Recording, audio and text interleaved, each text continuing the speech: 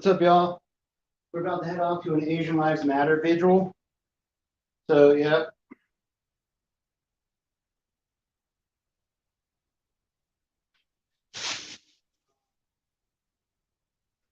Up and love at it, right? Bam, there it is. Let's go put these headphones up. All right. Oh, yeah, that's my kitchen. Have some food cooking. So, it starts in a few, like 4 minutes or 3 minutes. So, yeah.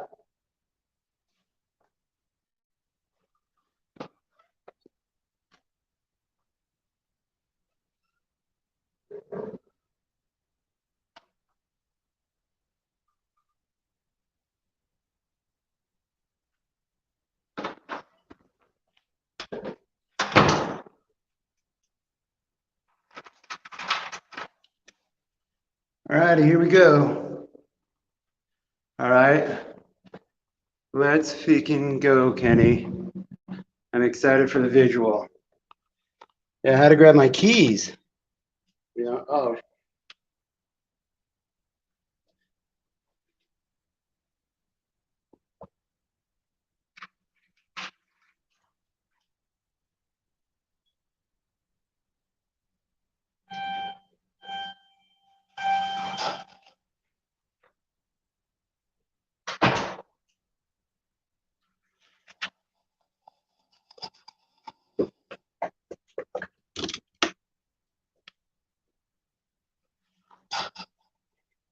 Yeah, I just went and locked my door. Yeah, it's 6 right now.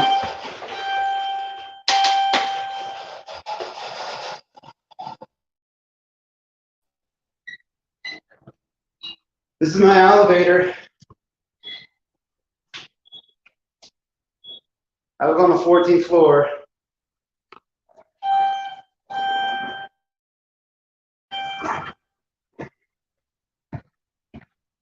Hello, y'all. Going to the Asian Lives Matter vigil. All right, how do you lock yourself out of your other account? All right. Okay, better boogie then. Don't forget to lock your door. Yeah, I just locked my door. 7.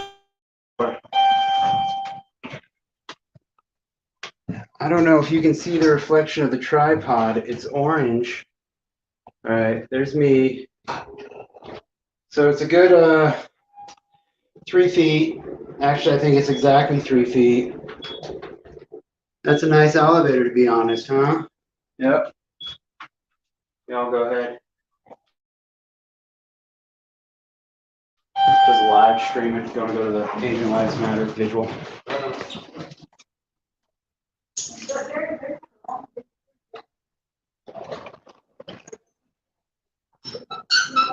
So that over Secure Square? No, it's actually Blake and 20th. Yep. So that's the old Greyhound bus stop. The new Greyhound bus stop is in the, hello, sir. In the, what do you call that? Union Station. So we're going to a place called Hop Alley, which was originally called Hop Alley because of opium, I think. Poppies. And the opium dens that really weren't frequented by white people. I mean, from Asians, they were frequented by white people. It used to be the Chinatown area of Denver. And then in the late 1800s, there's a race riot where they decided to hunt out the Asians. Because a lot of people don't know it, that the Asians actually settled the western part of America, and then the white man just came in and took it from them. Yeah, that's a part of our history we don't record anymore. No, I don't do opium or heroin. So, yeah, Denver was actually initially originally built by Asians. Same with the entire West Coast. You know, so when the white man spread west after the Civil War, because the Asians had already spread east from the West Coast during the Civil War. So after the Civil War, we spread west, and we what do you call that?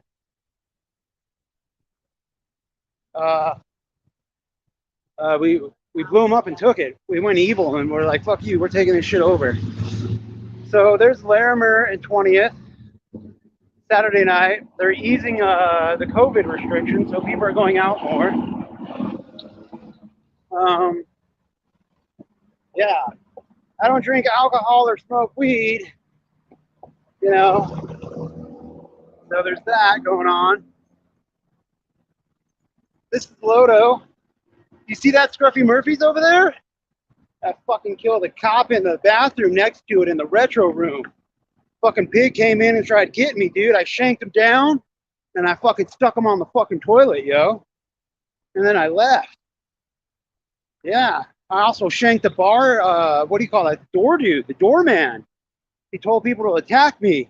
So I smashed the glass and then I stabbed it in his fucking throat, dude. I'm a Marine. Only a fucking sand nigger would have told me. Fucking sick and tired of that shit. So shillelagh shots are $3 at this one. Yep, mask restrictions are off. That's nice. So,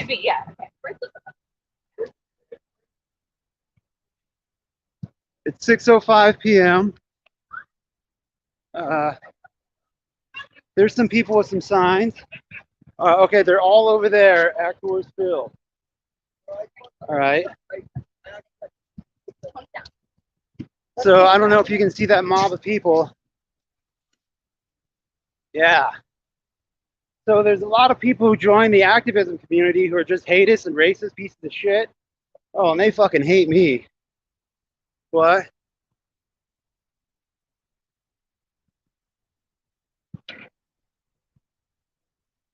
Okay, yeah, dude, I'm always after that Asian tang, yo. As long as they're fine as fuck.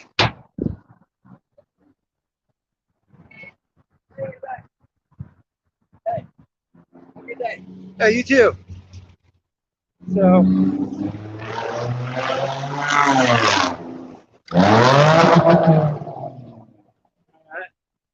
Hey, what's up, yo?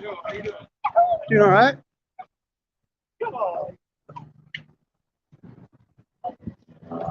So there it is right there.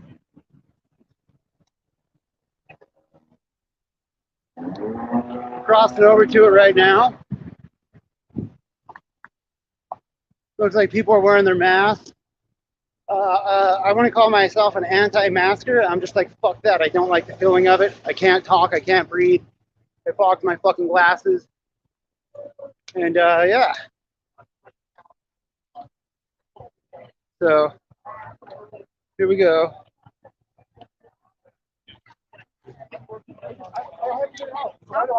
How's it going, Mike? How you doing, guys? Doing all right? It's Mike, right? Yep. All right, cool. And I will see you again tomorrow morning, I'm sure. Yes, yes, you will. So it's a local activist right there. He helped feed the, what do you call that? The homeless with us. Man, there's a lot of fine ass girls walking around here. Excuse me.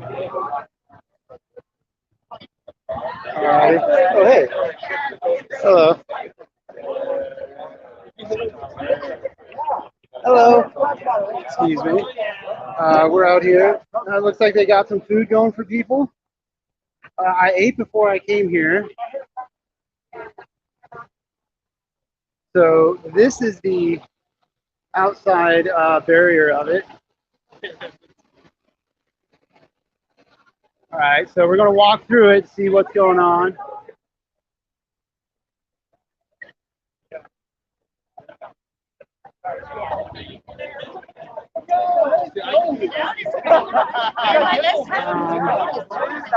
Yeah, I guess you're going to be speaking right here, walking through.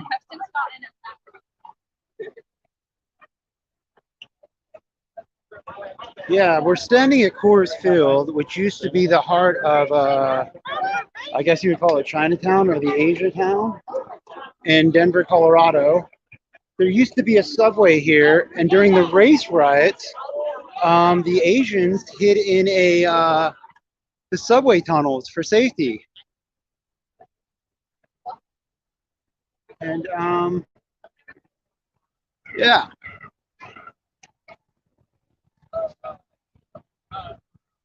Yep.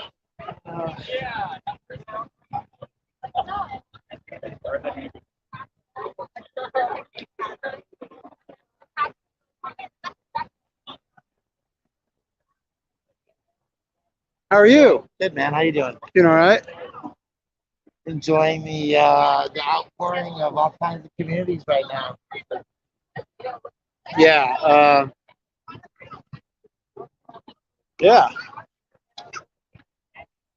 Not too many Asians in our group of activists. You'd be surprised. You'd be surprised. Well, I don't see them out too much. Yeah. They're here today. Yeah, they're here today. Hey, Brian. That's it.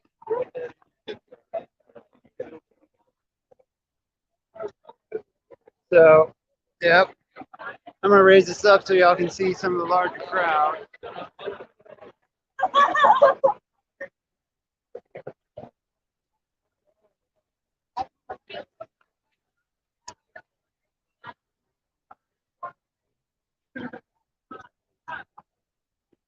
Yeah.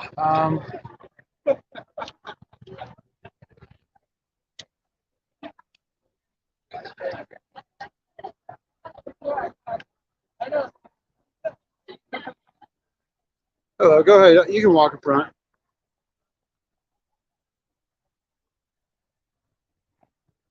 I walked past Carol earlier. Yeah.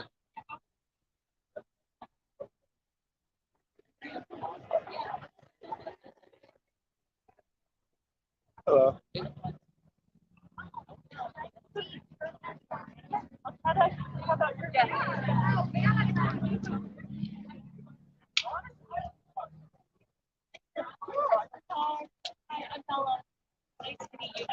Yeah, her saying says reasons to murder Asian women, sex addiction, having a bad day, none of the above, and white supremacy. Yeah, I still can't believe that that pig said, "Oh, he was having He was a bad having day." a bad day. Yeah, the same pig who had anti-Asian T-shirts made. Yeah, I've had plenty of bad days. Yeah, and so have I. I've never murdered 8 people Yeah, exactly. You know, in 3 different locations. and nor to get caught and say you're going to go to Florida and do the same thing over again. Yeah. Fucking disgusting. Dude, I still can't believe it, dude. It's mind blowing, yo. And then the pig's just trying to be like, oh, he had a bad day. And he's like, and then when the cops were like, it's sex addiction, I was like, no, that's something the cops made up, dude. That's totally something the cops made. Yeah, dude. Yeah, they were covering that up so the dude wouldn't get a hate crime to make it look worse. Yeah. And then it came out what that it needs to be is Yeah. a hate crime, because that's Yeah. exactly what it was. He drove to 3 different locations and murdered Yeah. 8 people. well, the thing was, there's also black, what do you call that? Massage therapy clinics, right? Yeah. There's white ones. There's several other ones, but he only went to Only the went to Asian the one. Asian one. Yes. Yeah. I haven't seen a lot of these faces since summertime. I know, dude. It's been a lockdown, dude. So, It's kind of awesome. well, we're gonna go up to the front because they're gonna start talking. So we're gonna record that.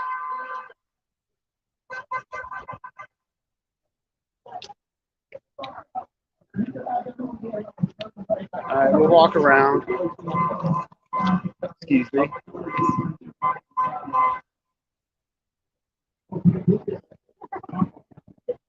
Excuse me. Thank you. So this way is easy to walk through. Hello.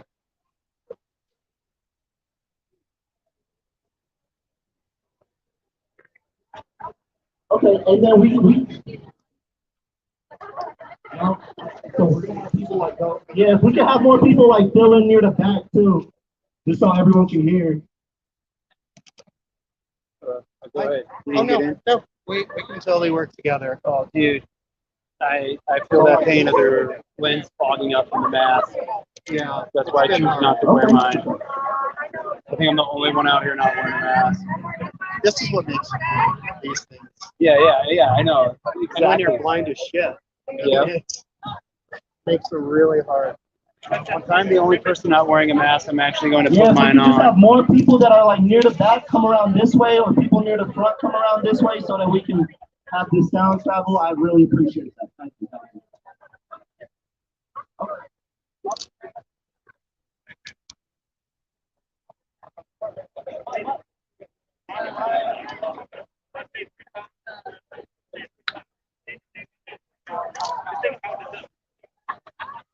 Can people near the back hear me? Could I get like some hands up in the back if y'all can hear me?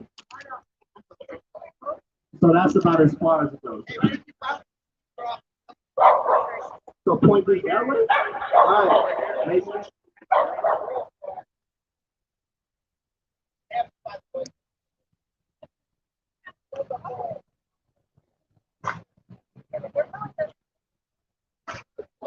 No, I'm like fucking.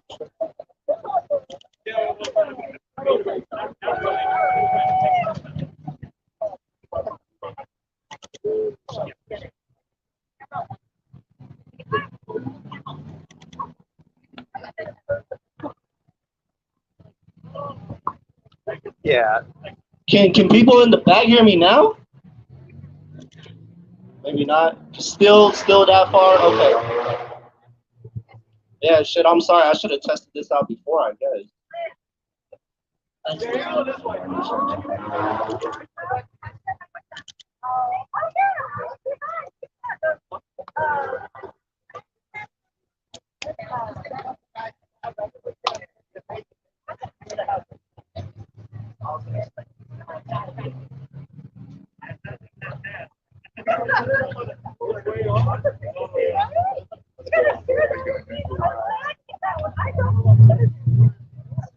you for the invitation. Hey, we just want an Asian talk. That's all it is.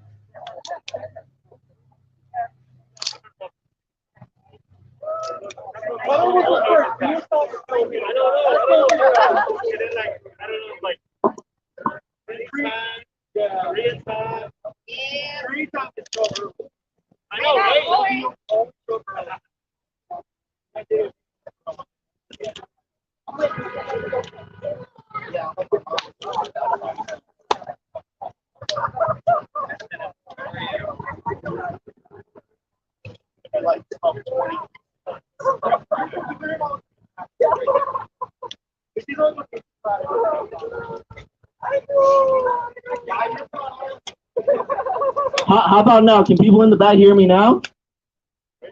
For sure. Okay, that's better. Okay, sweet.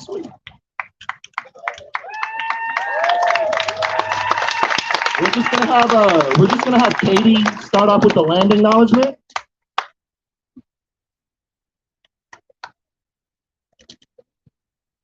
Thank you guys all for coming out today. We're going to begin, as we should begin all gatherings, with the land acknowledgement. So the first thing I'm going to ask you all to do is to close your eyes. Okay. Oh, yeah. And I want you to take a deep breath in and a deep breath out and come to right here, and you can open your eyes now. We acknowledge that the city, colonized Denver, Colorado, sits on Arapaho, Cheyenne, Sioux, and Ute lands. We acknowledge the harm that this country, a settler colonialist nation, caused by systemically and forcibly removing Indigenous people from their land across the country and by enacting Indigenous genocide. We acknowledge that Indigenous people still live here in Colorado and across the country. We acknowledge that Indigenous genocide was attempted in order to steal land that was then used in large part to expand the institution of slavery. We acknowledge that the institution of slavery, that this land, the stolen land that was exploited, was profitable mostly because it was worked by enslaved Black people. We acknowledge that the large majority of this oppression was carried out and led by men, that patriarchy would have it no other way. In that, we acknowledge the interconnected nature of all systems of oppression, of indigenous genocide, of slavery, of racial capitalism, of patriarchy, of imperialism, colonialism, white supremacy, and patriarchy. We must acknowledge the land, but acknowledgement in and of itself is not enough. We must also ask the land, because where these systems of oppression have intentionally and violently rewritten history, the land remembers. Can everyone say that? Repeat after me. The land remembers. The land remembers when it was stolen in 1850 by settlers who arrived here during the gold rush. The land remembers how across the western United States, many Chinese people worked on the railroad and in the mines. This land remembers that right here was a haven for Chinese people who came here during the gold rush. This is the site of Denver's Chinatown. The land remembers how this frightened white supremacy, this frightened white people in Colorado and across the United States. There was anti-Asian racism and hysteria.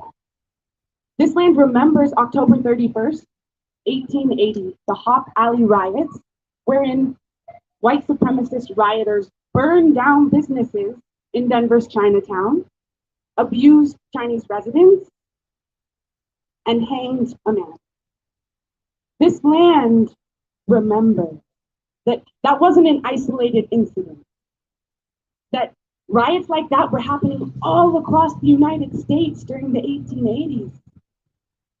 The land remembers the Chinese Exclusion Act of 1882, which barred Chinese people from immigrating here based solely on their country of origin. The land remembers that this anti-Asian racism was not limited to Chinese people, that here in Colorado, there was an internment camp for people of Japanese heritage during World War II, and don't even get the land started about imperialism. The land remembers, and we must listen and acknowledge it.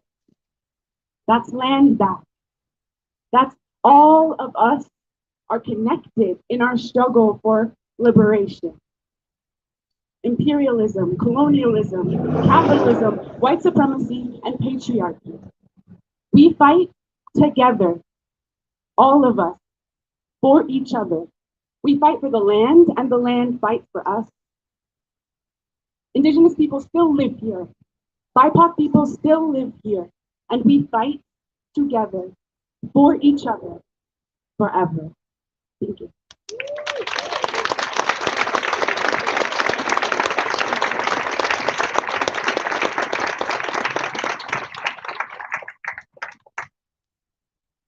Good, yeah. No.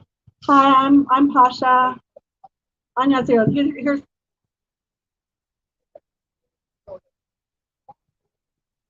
Let's give a huge round of applause for this young man who put this entire event together. Can you believe it? And for all the volunteers for the food, and for the guys who volunteered the dance and the food, and for all of you guys who turned out here, let's give them a huge, give yourselves a huge round of applause. Woo! It's amazing looking out there and seeing people of all different races, ethnicities, people I recognize from the LGBTQIA plus community, Koreans, Japanese, hey, I see you peeking over there.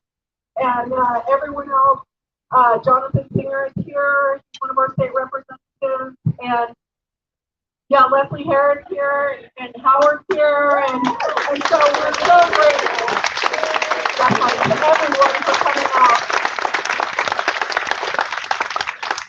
One of the things I've been telling people is that it's wonderful that this is such an intersectional community, because only by going forward together no matter the color of our skin, no matter our zip code, no matter our socioeconomic status, are we going to be able to get real change.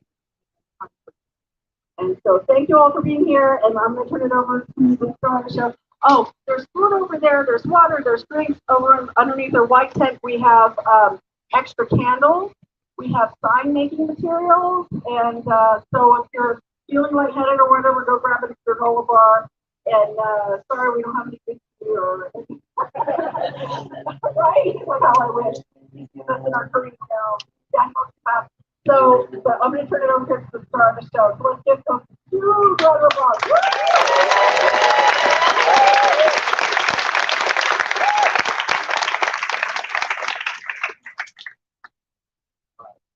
First off, I just want to say thank you to everyone that's here.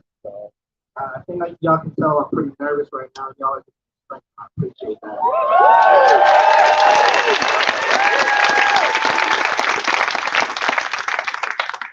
If we could just start off with a moment of silence for the folks who were murdered in that senseless hate crime on Tuesday.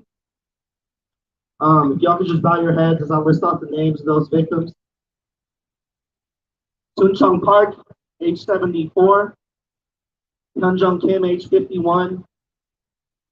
Sun Cha Kim, age 69. Young Ah Yu, 63. Xiao Jie Tan, 49. Dao Yo Feng, 44. We could just have a moment of silence for that.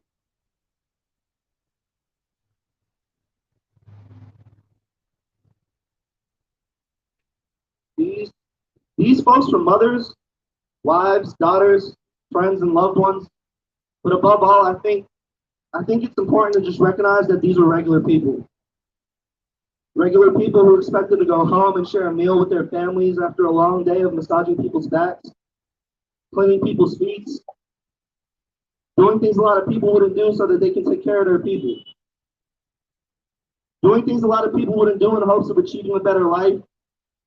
I think it's just heartbreaking to know that they couldn't go home and share that meal with their families. I want y'all to understand why we're here in this location today.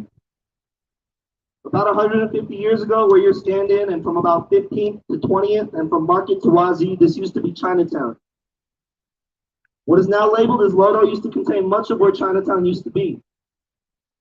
On October 31, 1880, another victim of an Asian hate crime perpetuated by white men was denied that right to go home, just like the victims we're here to honor tonight. Luke Young. Luke Young was lynched by a white mob of 3,000 violent white men on the corner of 19th and Arapahoe. He was lynched on a light post while they shouted, "Stomp out the yellow plague." For those who don't know that history, it's not a fucking coincidence. Just like it's not a fucking coincidence that before we even knew the victims' names from Atlanta, we knew that the man who committed that hate crime came from a good Christian background and had a fucking youth pastor for a father. Things I couldn't fucking care less about. It's not a fucking coincidence because we all know about the inception of this country. The atrocities that this country has committed in the name of upholding the white supremacy. White supremacy that is woven so fucking deep into the fabric of this country. You can see it so clearly when you see this killer in the back of a cop car without restraints. You can see it when you see Elijah McClain's killer still walking free. You can see it in the inherently racist and so fucking cruel politics that Mayor Hancock puts down upon our homeless communities that displaces Black and Indigenous folks at the highest rate. You can see it when you go to Aurora and you see ICE locking up our immigrant population and putting these young children in fucking cages. And when you can see that, you can see that this massacre in Atlanta was no coincidence at all.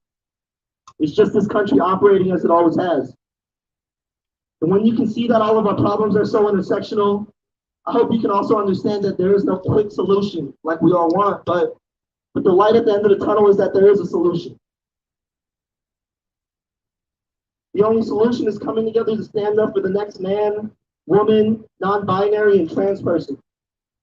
We're so easy to pick off when it's just one group of people fighting for their own cause. You know, when we were out all summer after the brutal murder of George Floyd, getting our ass beat by BPD, fear of getting arrested, and so much worse. I was frustrated with us. I was frustrated with the Asian community. Frustrated with our lack of solidarity with our Black brothers and sisters. Frustrated with the anti-Black rhetoric coming from our elders, coming from our families. And to the younger Asian community that are here, I hope you understand that it's on us to fix that shit for the next generation. It's so evident that this punching down shit doesn't work and will never fucking work. We've seen it, yo. This punching down shit will never fucking work. The only solution is to come together and punch up. Up against the systems that keep us down, or else shit like the shit that happened in Atlanta on Tuesday is gonna keep happening. Because nothing's gonna get fixed until everything gets fixed. I heard my friend Chaz say the other day something along the lines that the oppressor will only do to you what you allow them to do. I just want y'all to think about that.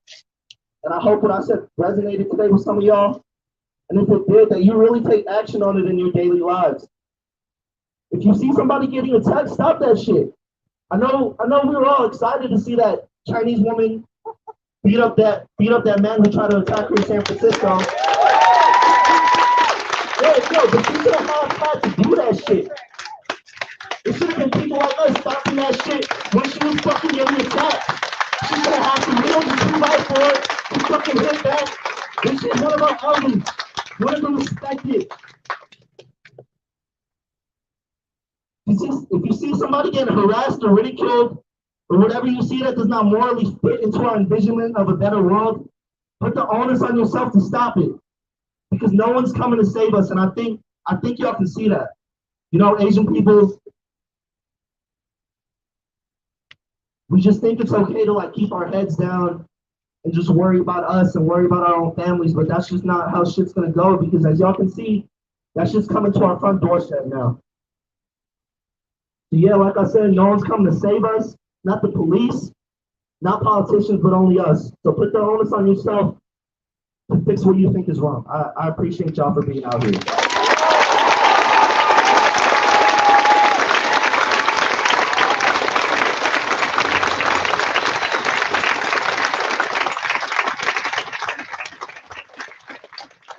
We have about like 11 speakers. I'm not trying to keep y'all that late, but the next speaker we got is Pasha.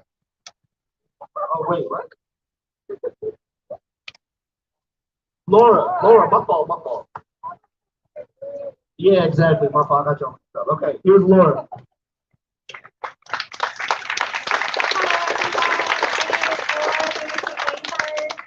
I'm a 34-year-old biracial Asian American woman. I am here to talk about how this has affected so many Asian American people's lives. And it hasn't just affected us just this week. Okay? Yes, we have seen people within the last year being tortured and berated and being made fun of. But this has been going on for quite some time. Like Cody said, right here we're standing where Chinatown used to flourish. And it's just tragic to know that over one fight, it was a pool fight, by the way, people were playing pool. Over one pool fight, they decided to burn a whole community in one evening, October 31st, 1880. And, you know, the crazy thing about that was Asian case. Okay, the crazy thing is that, sorry, hold on one second. The crazy thing, before 1880, before that incident, 5 years prior, the Page Law in 1875 was enacted. And it basically stopped Chinese women from being able to migrate here under the impression that they were prostitutes. So this act that this man did to these women in that massage parlor who were of Asian ethnicity, who Asian women owned that spa and massage parlor. For us to say that it was just because of this sexual deviance is not addressing the intersectionalities of what's really happening here. Asian Americans have been treated this way for over 100 years.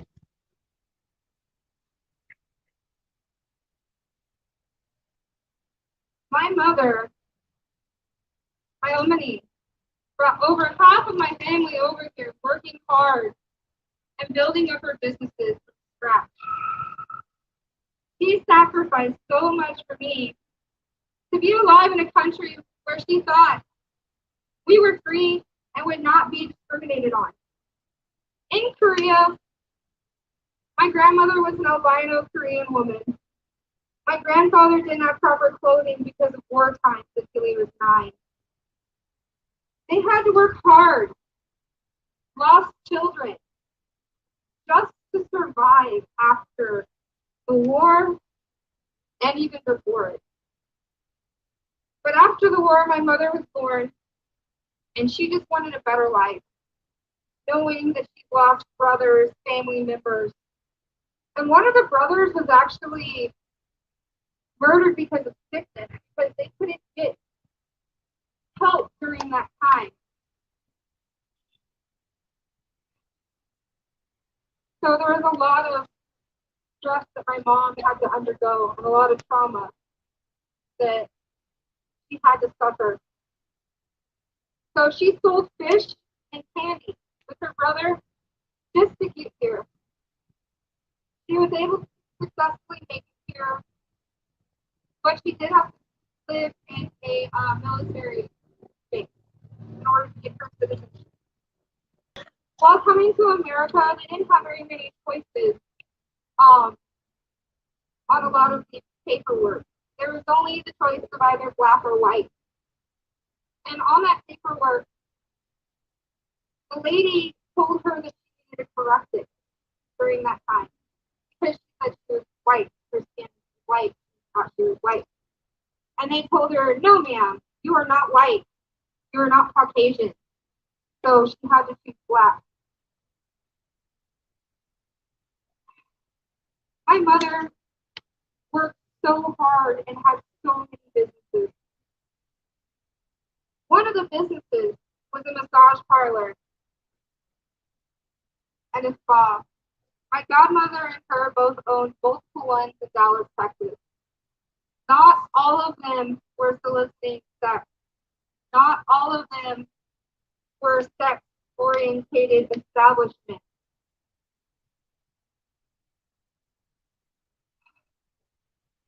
After she passed, I was harassed. I was harassed a lot by political community members, by police that didn't really support my mother's type of business. So I moved to Colorado. I mean, there's 2 H marks here. I thought, there's a large Asian community. So, yeah, and 2 Pacific Ocean. Yeah, I mean, come on, lots of really amazing stores in real estate. I don't want to move to Florida. I mean, come on. And there's a lot of people work there, but Colorado was just blowing up, and it was good work. Many of my family members moved away too after my mother passed away. But my aunt Sunny still works at a spa there in Dallas, Texas. And I wonder after this incident and after seeing posts on social media, does everyone think that massage parlors and spas are just sex parlors? I mean, seriously, she works at King Spa. It's a very reputable spa in Dallas. And then I think, could this be people that my mother worked with that died?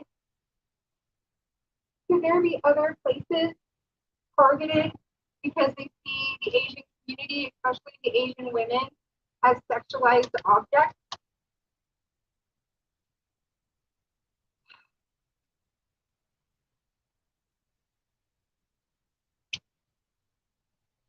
I had no idea of Colorado's history, and learning about Hawk Alley was something that brought tears to my eyes. You know, many of the people moved here not just because of the gold rush, because we were cheap labor for the railroad system. And, you know, the area was huge. It extended from 15th Street to 20th Street and from Market Street to West Heath. And that incident was the first ever recorded race war. And the crazy thing, guys, no one ever mentions this because nobody ever wants to talk about the money. But $30,000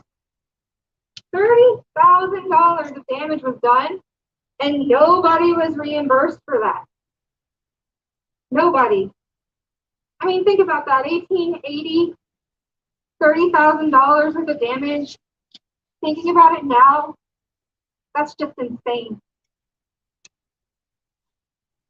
You know, there's a plaque right over in that corner, southeast corner. And it's just racist.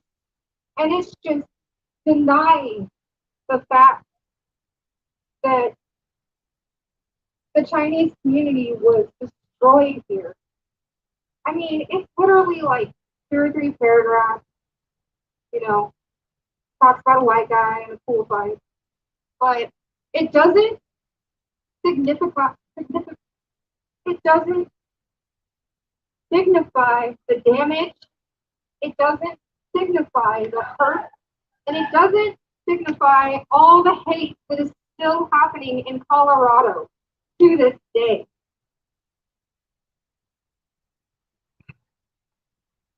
Some of the things that Asian and Korean immigrants have endured is just heartbreaking.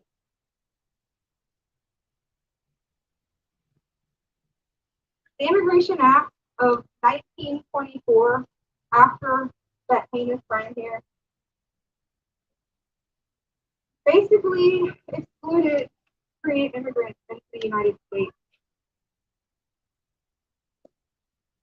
And then the Immigration and Nationality Act of 1952 opened up more opportunities for Korean Americans to move out of enslaved into middle class neighborhoods. I mean, that means not just Korean Americans have to live in this situation. It was a lot of Asian Americans. So the crazy thing is my mom moved over here when there was a large group of them who were married to U.S. citizens.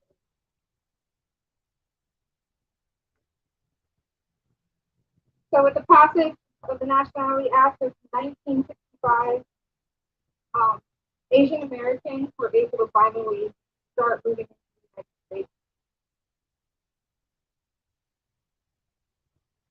The biggest issue I worry about in present day is the older Asian community, especially the women. I know that lady who was 70 beat the heck out of that guy. Woo!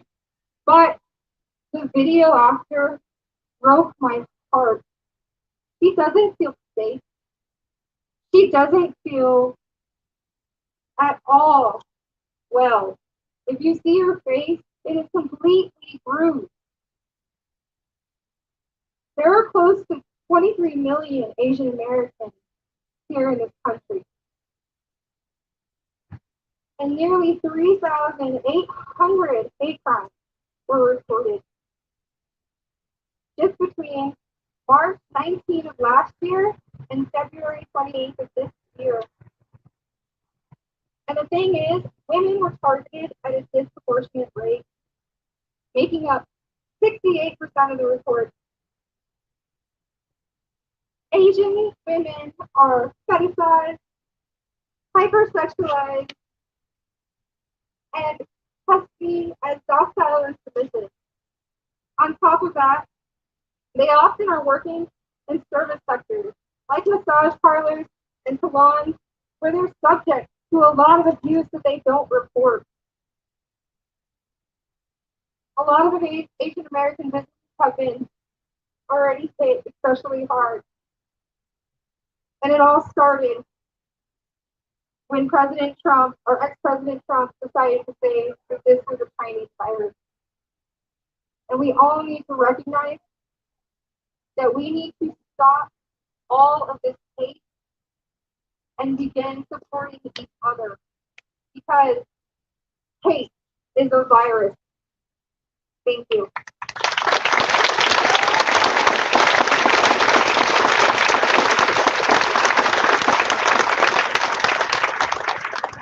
Here's the reason why I took off my mask.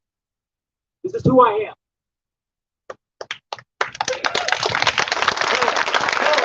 My name is Daniel. I'm from Atlanta, Georgia. When I was younger, growing up in Macon, Georgia, my mother told me this: look down and be silent.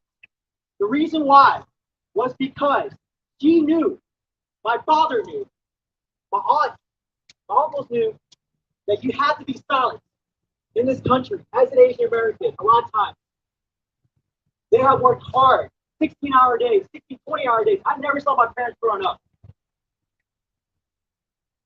Growing up in Macon, Georgia was one of the hardest things I ever done in my life. And it was hard. It really was. But it taught me strength. It taught me community. I didn't grow up with a lot of Asians, unfortunately. But seeing all of this right here was all I need.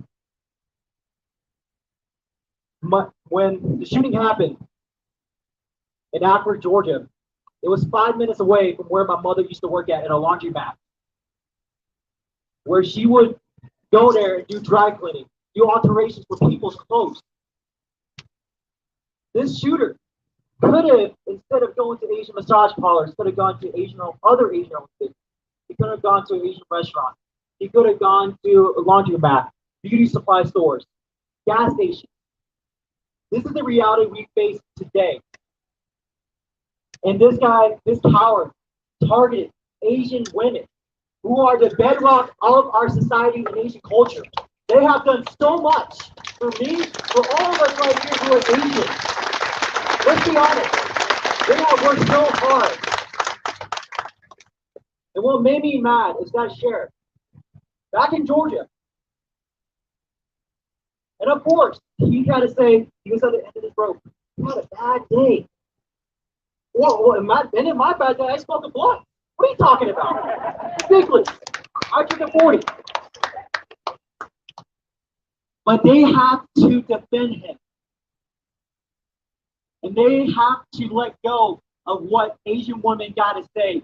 And one of the surviving witnesses said in Korean, in the Korean Atlanta Times, said in Korean, this is what Robert Long said: I am going to kill all Asians. And what did the mainstream media reported? It was a sex addiction. And if you look at 1875, what Laura was talking about, 1875, when the Page Act wasn't acted in the law, the first restrictive act to restrict any immigration in this country was against Asian women, specifically Chinese women. Even President Ulysses Grant said in his speech, saying Asian women are immoral. And to this day, in 2021, and you think after civil rights, you think after Dr. Martin Luther King, you think after Mr. Chan, we still got to deal with this. Asian women are still sexualized, Asian men are demasculized, and Asian people have no representation. No, we are not represented at all. I cried when I watched Crazy Rich Asians. You know why? That was the very first time I saw a man who was not a nerd, who was not weak. That was the very first time I see a guy. I was like, he's hot. Let's be honest. And that gave me hope. And then when I saw him, I forgot what the new movie name is. Minari. That was a beautiful movie because that's a representative. That was very similar to my parents' story growing up in Georgia. and we had a gas station. Their difference was in Arkansas, they had a farm, but we had a gas station in the middle of Georgia where they speak, where it's not Georgia, it's Georgia. As made in Georgia, you know? But then in the day, we're here united. I see people, all race, all ethnicities, sexual orientation, age. Here's gathered today to say a simple message. Stop Asian hate crimes.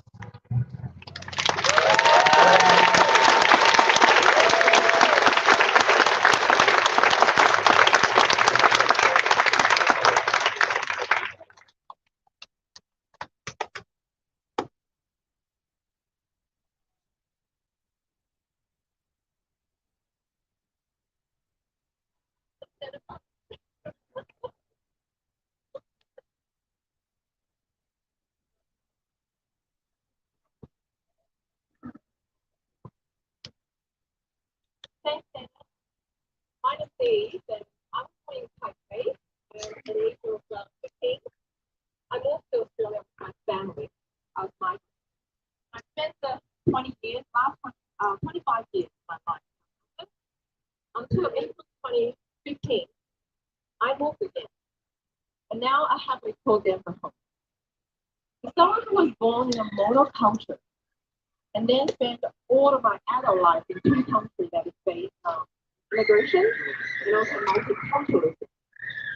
We have people in this country from over 15 nationalities. And I feel really, truly blessed to be able to learn about the beauty of different cultures, food, art, music, worldview, religion. I learned to live in harmony with people who look very different. Sadly, I have also a station of prejudice, discrimination, and racial bias experiences in the last 30 years. If you're a parent, you will know racism is learned. No child was born a racist. You put a group of toddlers together from different skin colors. They will just naturally reach out and start playing. They might fight over toys, but no kid will hit each other simply because they look different. My first taste of the existence of racism was in my social studies class during my senior year at a Catholic school. I was one of the only 4 Asian kids in the entire school. I was working on an assignment about racism and anti-racism. As part of the assignment, I had my class to fill out a survey and asked them to rank basically all different races, to superiority to inferiority, all the way to chimpanzee. To my shock, Asians are ranked below chimpanzees. On a fellow 17-year-old Aussie prospect, I was literally sitting there surrounded a bunch of people with racial bias. That was the first time I learned my skin color, my almond-shaped eyes. They're my brand. And people actually judge me, my words, simply based on brand. And that was the first time I ever exposed firsthand how it feels like to be perceived as anything lower than us. In my 25 years living in Australia, I must say, I've only experienced one harassment. But most time racism is there, but it's not acted on. Australia has hate speech law. Australia also has very strong discrimination law protecting all Australians against discrimination.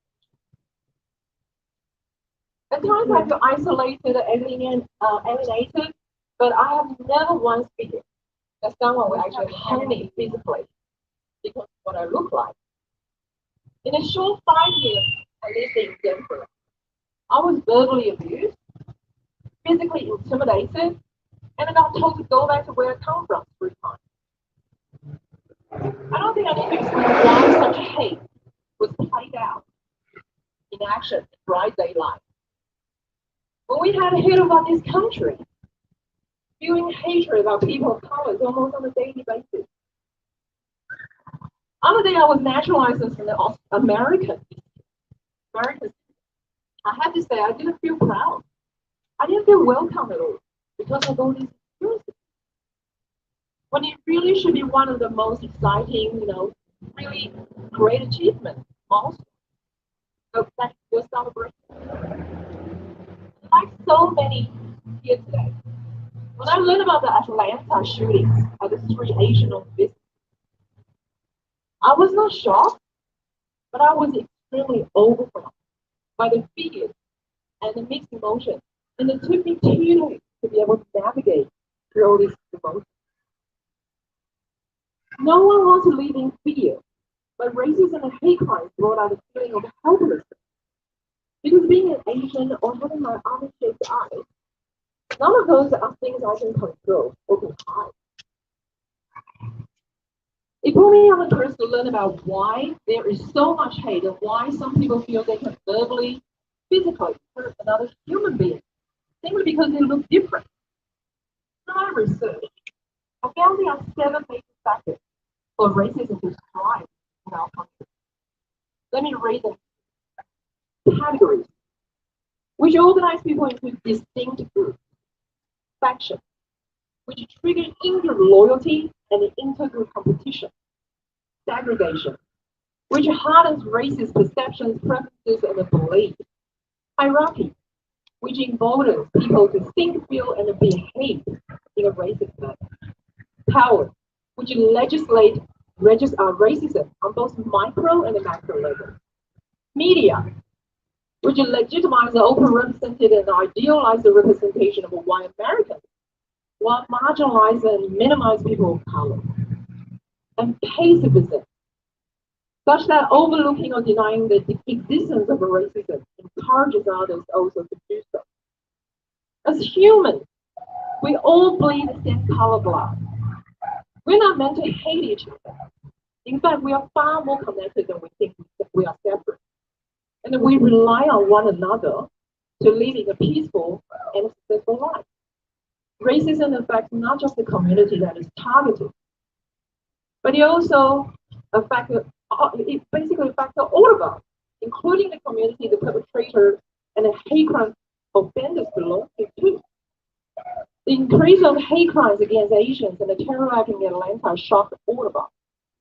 As we unpack everything, the most important question to me, where do we go from here? The good news, as I mentioned in the beginning, is that racism is learned. So when it's learned, we can unlearn it too. The challenge is how do we even begin that process? After Atlanta, I spoke with a number of Chinese friends, and many are indeed very, very fearful. The sentiment, although it's 100% justified and understandable, it won't solve this racism crisis. We need to bring as many people into the conversation as possible and establish a common understanding that racism is not a brown, black, native, Asian problem. It is an American problem. We must try to create a bridge with those who are not impacted by racism on a daily basis in our community in every possible way and every possible channel we can. As hard it is to talk about the fears, we must engage in dialogue and share our fears and touch our friends at the emotional level. When people understand the struggles at that level, people tend to be open-hearted and people tend to be empathetic. Feel allies. I'm extremely grateful to see many people from native, black, brown, white communities here with us today. White folks, you hold the privilege to help educate other fellow white folks in our community on this very sensitive, very uncomfortable subject. Help us use this privilege to help color folks increase awareness and empathy in your community. And understand that how harmful this is to all of us. Seek knowledge. There are plenty of resources out there that will teach you about racism and actually teaching people about this subject of all ages and how to convey racism, healing both. I'm grateful to see so many people are here from, all different racial communities here today. It means that this community is committed to building truly inclusive society based on equality and nation. For that, I thank all of you. Racism is a virus. As Americans, we must ask what sort of country we want to become in the future. A divided one or an inclusive one in which we all lift each other up. To me, the latter is the true meaning of patriotism. And if enough of us are willing to learn and to do the hard work to build bridges instead of build walls, we can defeat this virus together. Thank you.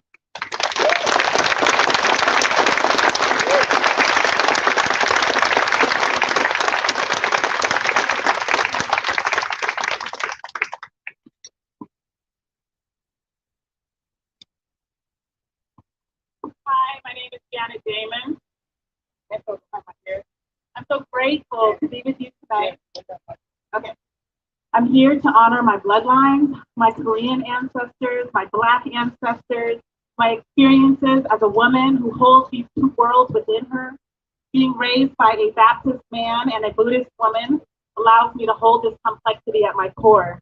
I'm simultaneously a woman whose ancestors were brought here from West Africa in 1715 to build this nation's wealth under the most oppressive conditions imaginable.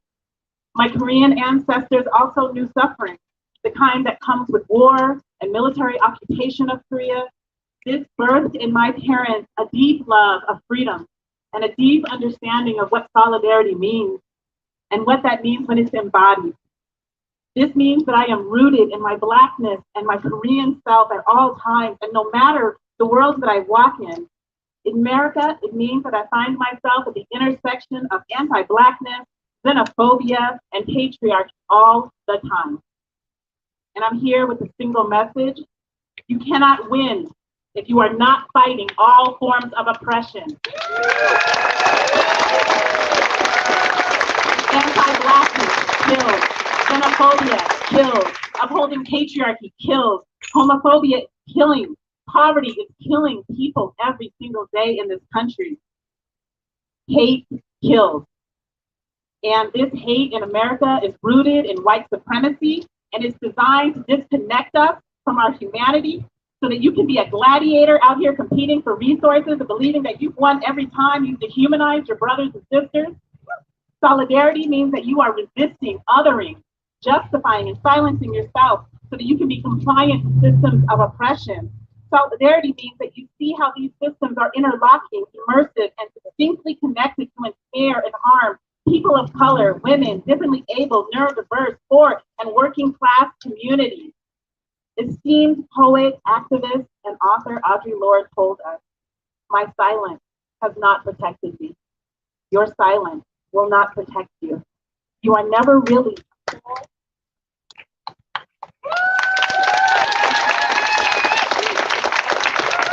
You are never really a whole person if you remain silent, because there's always this one little part of you that wants to be spoken out. We have been socialized to respect fear more than our own needs for language and definition. And while we wait in silence for the final luxury of fearlessness, the weight of that silence will choke us. So tonight, I dare you to use your voice. I want to do a call and response for you. Every time I say these words, I want you to say, when I pause, I will not be silent. When I see the mistreatment of my Black, Indigenous, Latinx, Asian, queer brothers and sisters, I will not be silent. When I see elders being harassed, I will not be silent. When I see women being denigrated or abused, I will not be silent. When I hear comments made about communities of color and those who are gender expansive, I will not be silent. When I see othering and psychological violence, I will not be silent.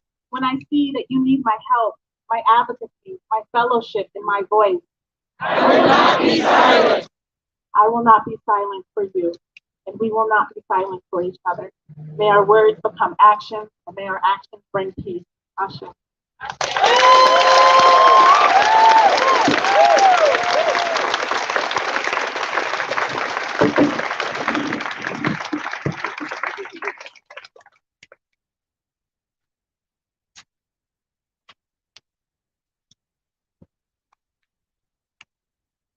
Good evening, everyone. My name is Joey, and all right, can you hear me? I want to first thank Cody for having us here today and having this space to allow us to learn. And I didn't really prepare anything because I just sort of wanted to speak from my heart. So I hope it's okay with y'all. I can speak a bit casually. What really pisses me off is when they keep saying it's because he had a bad day. Had a bad day. We all have bad days. My mom, she's a refugee from Vietnam. She had to sneak out in the middle of the night in the dark with her family. They had to sneak on a boat, and she was stuck on that boat for almost a month because no one wanted to accept Vietnamese refugees at that time. And she was seasick the entire time. I would call that probably a bad day, maybe a bad month. In fact, it was a bad year because once she arrived in Hong Kong, she was in a refugee camp for 10 months before she could finally make it here. I'd call that a bad year, bad few years. When they finally got here, my mom actually couldn't finish middle school back in Vietnam. And when she came here, she didn't finish high school either. She had to drop out and work for her family. And when I was born, and my dad was there in that room, and my mom had went through labor for, 16 hours. And he looked at me and he was like, "She's so ugly. Are you sure she's mine?" And then he left. I'd call that a fucking bad day. She didn't go and shoot people. You know what she did? She got her shit together. Yeah. She worked every day. She made sure I had a good life. She put food on the table. Yeah. A few years ago, when my mom was walking in the neighborhood that she lived for several years, a big truck rolls on by. Some white kids in their 20s, she tells me, they stick their heads out their window. They stare her down. They slow down. They're driving right next to her, and they yell at her. They said, "You fucking chink!" She said she was scared. She said if she ran, she knew she couldn't outrun them. She's older. They're young. This is her neighborhood. I call that a bad day. Stop excusing white supremacists. Stop excusing that shitty behavior because we all have bad days and none of us are mass murderers.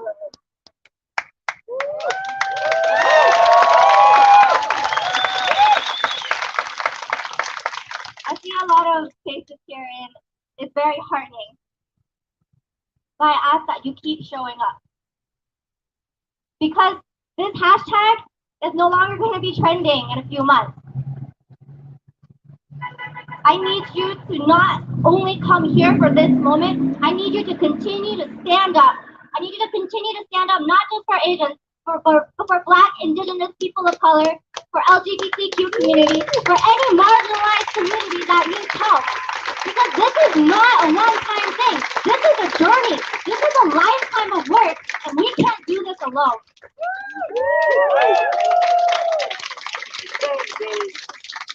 I want to end with a poem I wrote. It was inspired by Joanna Ho's children's book. It goes, "I have eyes that kiss in the corner. My yellow skin reflects like moonlight. In my veins runs the blood of survivors. So many things have conspired to kill me before I could even exist. Yet I'm still alive. My existence is a revolution." Thank you.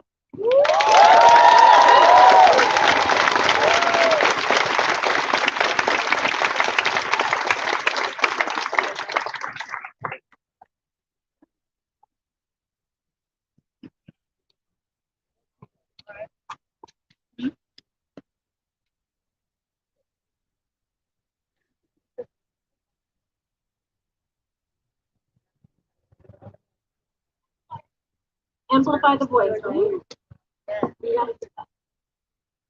My name is Diana. Thank you, Cody. Thank you, Cody, for organizing this. He's 25 years old, guys.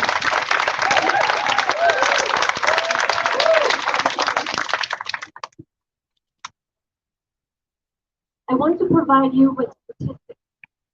I printed out 75. Exactly. I didn't say that, but I want to provide you with statistics about the Asian and aged American Pacific Islanders from 2018. The Asian population, Chinese, 5.1 million. Asian Indian, 4.5 million. Filipino, 4.1. Vietnamese, 2.1 million. Korean, 1.8. Japanese, 1.2, 1.5. Pakistani, 500,000. Thai, 329,000. Mom, 320,000. Cambodian, 300,000. Laotian, 262,000. Taiwanese, 213. Bangladesh, 213,000. Burmese, 189. Nepalese, 175. Indonesian, 116,000. Sri Lanka, 61,000. And the native Hawaiian and other Pacific Islander population, Native Hawaiian, 126,000. Samoan, 213. Gomonan and Chamorro, 182,000. Tongan, 62,000. I can honestly say I didn't know some of these. That is over 21 different Asian and Pacific Islander cities with different languages, different religious backgrounds. I want to honor the of this anti-Asian space by telling you a little bit about which you know that a few of them have not expressed about who they are because that's just the way that Asian is. If they don't want their information out there, they're going to keep it to themselves. So what I have found, Sunsi Park was 74. Hun Jun Grant, he was South Korean, 51, a single mother, working hard to provide for her children. Sun Jin Kim, 69. Yun A.U., 63. Delaney Ashley Yun, 33. A mother to a 13-year-old son, an 8-month daughter, leaves behind her husband, who she has only married for less than a year. Paul Andre Michael, American, 54, lived in ATL for 26 years, owner of a farm company, and lives behind Bonnie, his wife. Del J. Tan, Chinese, married, 49, a mother, and would have been 50 years old 3 days ago. But she was the owner of a young spa who worked 12 hours a day. John Lupon, 44. Iglesias Hernandez, the shooting, he survived, and he removed his bullet from his tummy. He does have a GoFundMe page that you can donate. I'd like to ask everyone to have a moment of silence.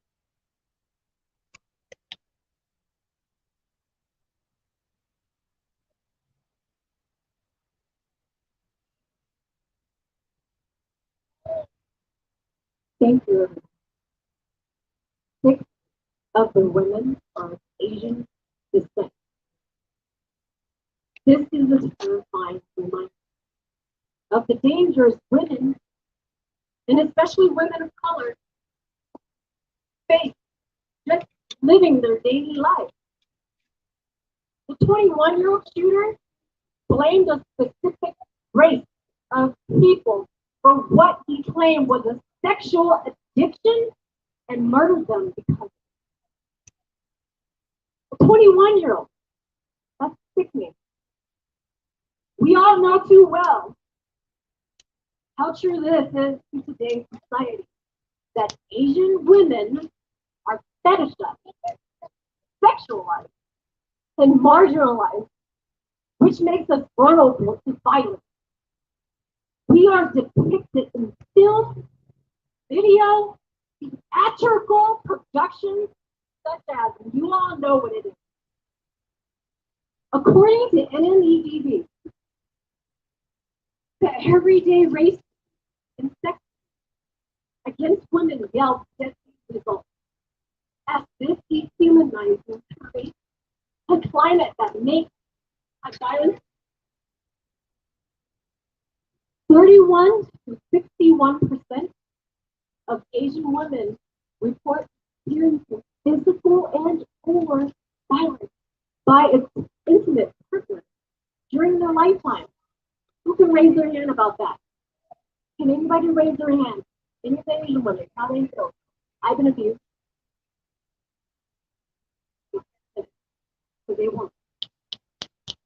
Asian Americans make up 5.6% of the nation's population, at approximately 22 million strong, the fastest growing racial or ethnic group in the U.S. What is happening is an act of hate, race. The horrific massacre in Georgia is sadly the latest in the uptick of attacks. In San Francisco, Zhang Jinxiang, and I think I'm saying it right, and I hope somebody can help me, but she was punched in the face by a white male and survived. She was tough and defended herself, as she should.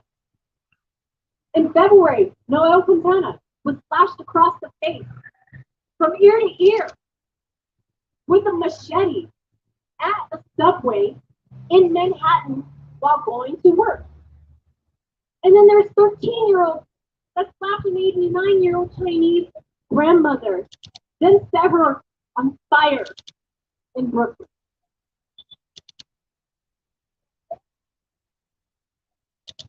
Racist attacks against Asian Americans have spiked across the country since the start of the pandemic, and they are happening all across the U.S. I was born in the States, raised by immigrants, parents who came here just 45 years ago in 1975. My Hmong people, which there's only about 320,000, my Hmong people fought for the CIA in the secret war during the Vietnam War in exchange for us to be here in the United States. We have no country to go back to. We are targets. We have targets on our back when my people made the decision to fight for the U.S. Our people are still being slaughtered in the jungles of love and left behind. My family did not fight for this country just so we can live in fear and be attacked because of our race. I face those racial sentiments in the past and present. I got into physical altercations with men and women for my race, but they kicked them out of guard.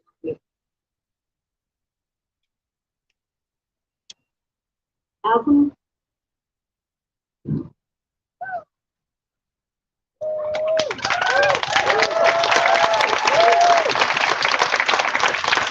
As a daughter, my parents raised us to be aware of the practice and taught us to fight back. But now I'm worried for them and if they would be attacked next of their race. as a mother of 3 children, I'm teaching my children the same. The anxiety I feel for my children is uneasy. Since the pandemic and the uptick in the anti-Asian hate, we've secured our home with cameras and self-defense items to deal with that. I teach my kids how to do this because my family came from war, and I still believe that we're not at war, but it feels like it. We will not be invisible. We will not stay silent. We demand justice for all our communities, Asian, Black, LGBTQ, Native, Indigenous. The surge of violence is unacceptable, and we collectively need to address and educate our community about the anti-Asian hate crime. I am not a virus. We've got to stop comparing our atrocities and suffering to one another. Because, honestly, we all share the same pain when we're hurt, right? I call for peace. I call upon everyone, anyone who has ever felt betrayed, dehumanized, objectified, discriminated, just downright treated wrong. We need to stand together in solidarity against these racially motivated violence in any shape or form. I know these are hard times. It's hard to understand one another when we have to fight for our own life. However, for us to all succeed as a community, we need to be one. We need to keep each other informed about multicultural awareness and put a nail on that fucking coffin. It is our job as individuals to show compassion, integrity, love, understanding, humanity, and empathy. I'm begging you. As a woman, as a mother, a daughter, a friend, and a family member, to stand up against racism. I am human. I will continue to amplify my voice to be heard for all. And I encourage you all to do the same thing and amplify the voice you have inside of you. Thank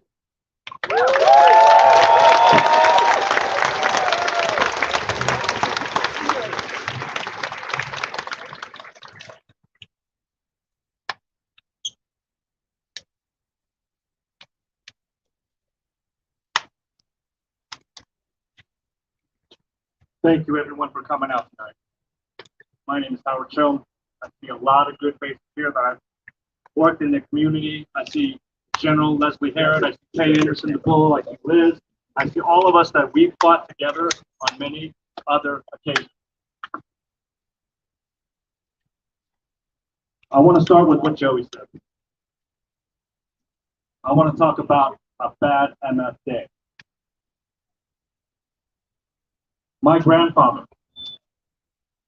fought on the nationalist army against communism. He died. My grandmother was located, had to jump on a boat from Shanghai to Taiwan. Boat was raided. She jumped into the cold ocean water before the U.S. Navy picked her up, and she was a refugee here to this country, undocumented, waiting for asylum. That's a bad day. That is a bad day. I'm a father. I got 2 kids, a boy and a girl. And make no mistake, I started them young. The minute they could talk, I taught them about racism.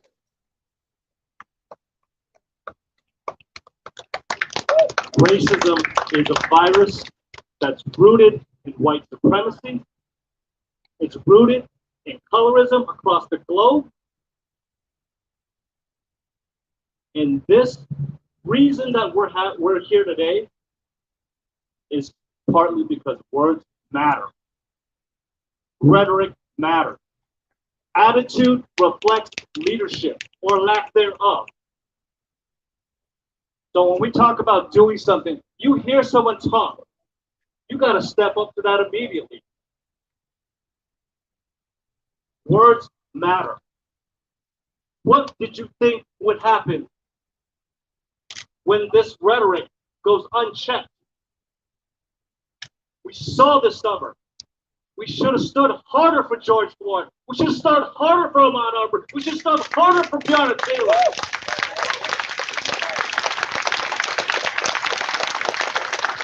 We have to break down the barriers of these silos we put ourselves in. You know, I grew up in San Fran, one of the most diverse places in this country. And yet, every single day, I was chicken chow mein. I was goop. I was slow. But the good thing there is the comfort that I had with our village, our community. I went down the street, and my friend Donovan James' mother, who was black, treated me like her own. My Tongan friends, they treated me like I was one of their own. My Nicaraguan friend, he said, come on over anytime you're hungry. We need to break down the barriers because white supremacy escapes nobody. Nobody escapes nobody. It hurts us all, including LGBTQ+, including our disabled community.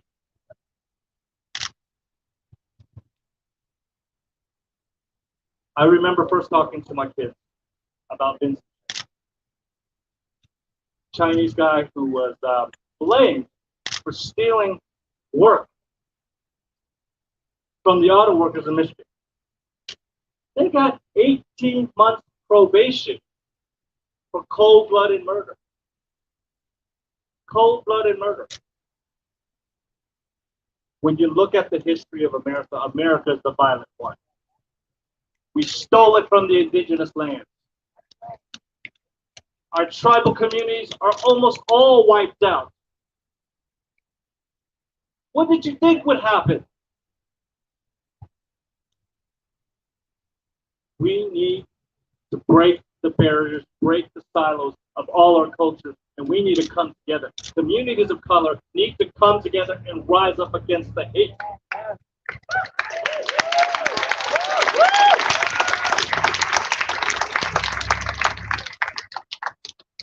You know, I was talking to Cody the other day, talking to Eve the other day, I was talking to Ashley the other day. We're just sitting there talking about what it means to be racist. And why is white fragility so prevalent and so rampant that can't even see that thinking that all Asian massage are sex facilitating places. That is as racist as I can think of. We've already heard over-sexualized, the fetishization of Asian women. But that's not just here. It's been throughout history.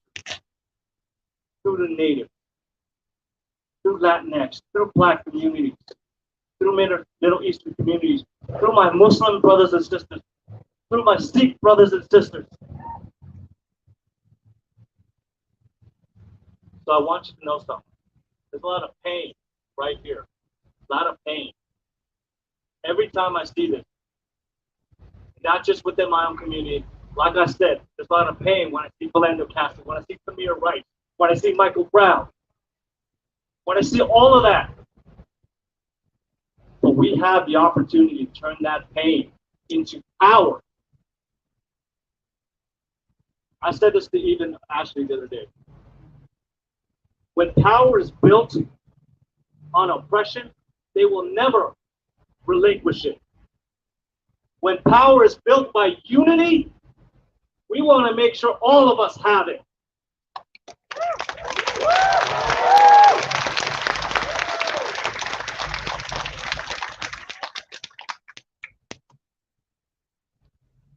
But let's start here right now, every day, all day. Black Lives Matter, Indigenous lives, protect their lands, protect our Latinx, protect the redlining, or stop the redlining. Protect anything you see. You see something, say something. It's time to step up, everyone. I'm tired of having this conversation with my kids every single day. I want to raise them in a world where we at least have some semblance that white supremacy isn't dominating us. Because it's systemic, it's structural. We need to break that system down. And we need to build it up where all of us have a say. Thanks for coming out. And remember, turn that pain into power.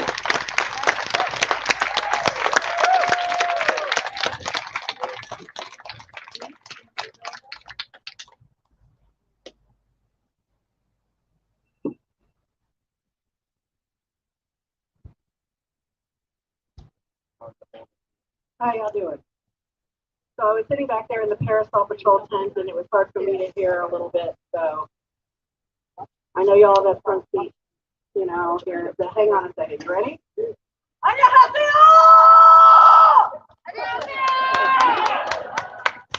All right.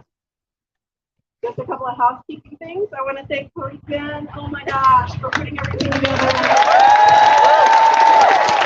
I want to thank everybody from the volunteer brought out the extra food and the water bottles. And I know they've been circulating through here. We want to thank them. We want to thank Amplify the Voice and all the other Asian-owned, news organizations. I keep hearing all afternoon, all evening, what a great speech I did. I promise you, I am not the only purple-haired Korean woman wearing a hanbok here tonight. So thank you, Laura, for giving such a for those ups. Thanks to Parasol Patrol, that's the organization I co-founded with Eli, the hot guy in the kilt.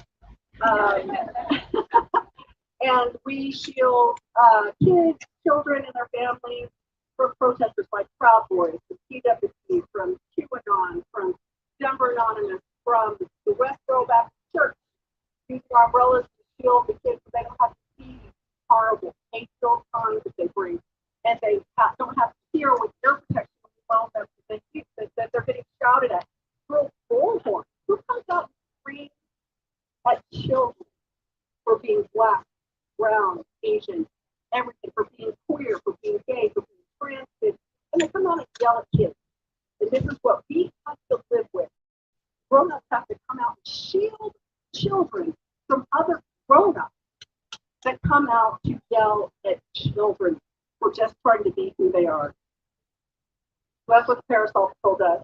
I'm very passionate about it, can you tell? If y'all need a walk back to your car safely, find somebody over in that white tent with an umbrella. Will help walk you back to your car because some of the bars are getting a little rowdy out there. And what are you doing over there? You know what we're doing over here? We're fighting for our freaking lives. Is what we're doing.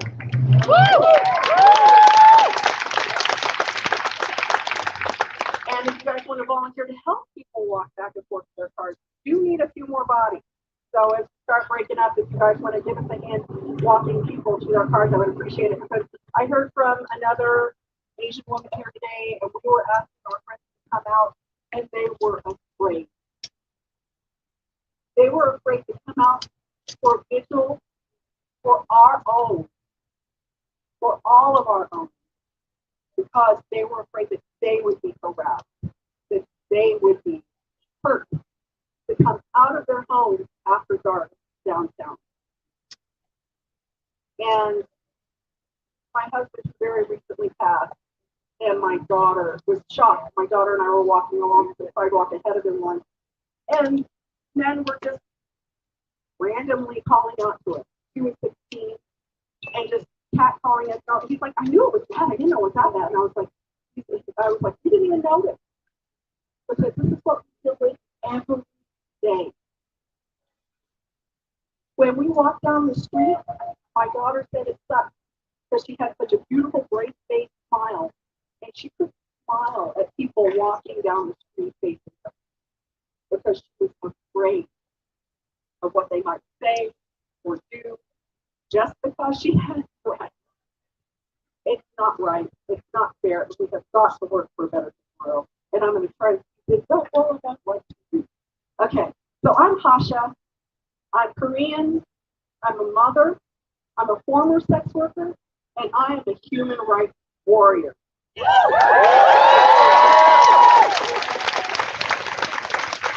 was a whistleblower who testified against the CU athletics program during the football rape scandal. And because I, a lowly sex worker, stood up for rape victims, practices in college athletics programs were forced to change across the country. But then I was yelled at in public. I was laughed at. I had hot coffee thrown in my face, not once, but twice. I was literally spat upon. But that's the humiliation that sex workers face every day. And just to be clear, there's a vast difference between human trafficking victims, of which I am also a survivor, and adult consenting sex workers, of which I also was employed. There is a separation, and when you conflate the two, you do a disservice to both populations. I'm a little nervous, y'all.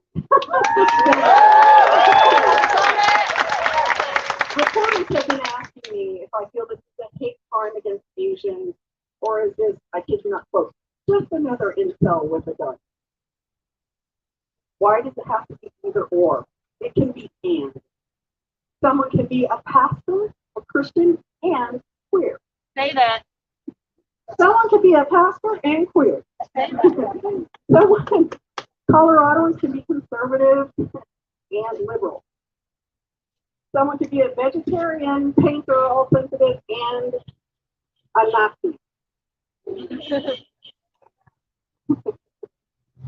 And some things, even these terrible things, can't be and, not but, or either, or. This was a hate crime targeting Asian-owned businesses and Asian people as well, and an incel fuckhead with a gun set out to murder women. Many cultures around the world maintain that there are generational spirits that pass down through families and even community lines. My hominy, my grandmother, was rumored to be rumored to be most likely a comfort woman. Does anybody here know what a comfort woman is? Yeah. Okay. Toward the end of World War II, Japan invaded the mainland of Asia, and something terrible occurred. Soldiers literally started grabbing women, girls, boys, and raping them in the streets. One Chinese city, even they forced just monks and nuns to have sex together. It was so bad, they called it the rape of Nanking. The solution was to kidnap or coerce or trick girls and young women, especially Koreans, telling them that they were going to be a nurse or a teacher, and instead they took them to military and police-run state brothels. There was great stigma attached to being a comfort woman. So many hid their shame. My grandmother had a scar over her heart, where there was most likely a tattoo showing which brothel, which house she belonged to. My emo, my aunt, my mother's sister, my emo, would tell stories about my hominy and how she would weep and tell stories about her, quote, her friend who had been taken to be a comfort woman, and her firstborn child was born to a Japanese soldier, a son that was left out in the cold to die of exposure. And she would weep and clutch at her chest and rock back and forth, but she survived. She later entered into an arranged marriage with my Hadabaji, my grandfather, a Baptist preacher. But they were in North Korea, where all religions were illegal. My Hadabaji used his secret pulpit not just to preach the gospel, but to organize the Korean community, arranging to share food to prevent starvation for the whole village, and to hide dissidents trying to escape to the south. But one day, they came for them, and my homie couldn't go home because the soldiers came, and so she hid with my mother and my uncles and my aunt, my emo, and tried to escape to the south, traveling at night and hiding in farmer shacks during the day, only to be turned back at the border. when she got back, fortunately, she found out that my grandfather was still alive. He was being held in prison. They eventually released him because they thought he was going to die of tuberculosis. She was hiding in the woods, living off of mushrooms and what they could scrape off in the cold, cold, bitter Korean winter for her family. The parishioners brought her news that my grandfather was able to escape to the south, but she had to then find her way. And so my tiny 4'10" 8-pound grandmother managed to trade her way onto an old Chinese fishing junk. The Chinese helped them sneak down to the south. And my mother said she'll never forget that smell. The bodies were pressed so tightly together like sardines, and there was no bathroom, and it was a long voyage. So she was having to smell the people with guilt on themselves, people that feasted on each other. But my grandmother got her and all of those children, including my emo, who was a toddler, still nursing at the time, to Korea. So it doesn't have to be either or, it can be and. My harmony was a comfort woman, the lowest in society, and she was a fucking badass.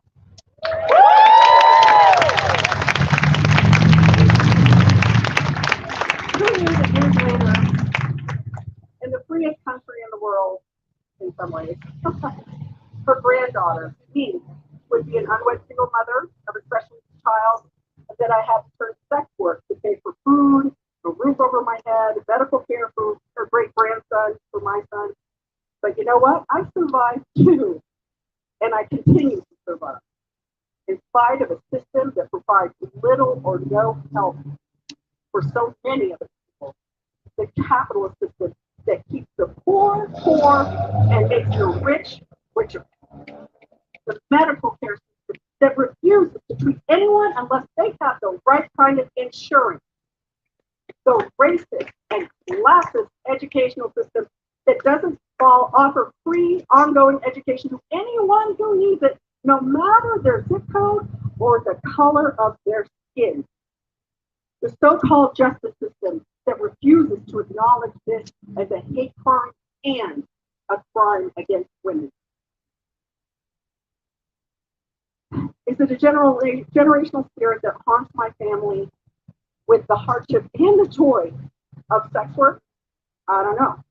But it's a generational spirit passed on to me from my harmony that has made me a badass.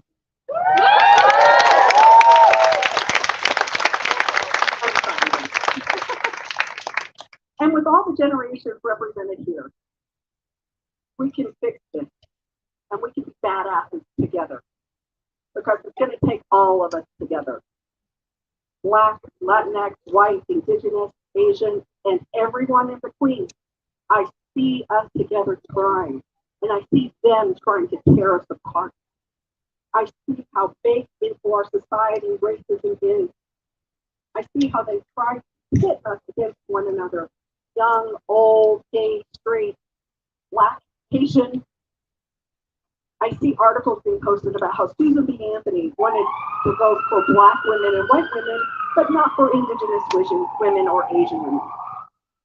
And I see all these videos being posted about young Black men committing crimes of violence against Asians. But you know what? That's not everything that's happening.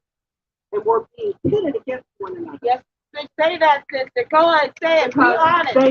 Tell the as truth. long as we are fighting each other, They didn't gotta we be the can't worst. fix the system. And they can stay pushy, they can stay comfy, they can stay where they are, and that is just not okay. Say that truth.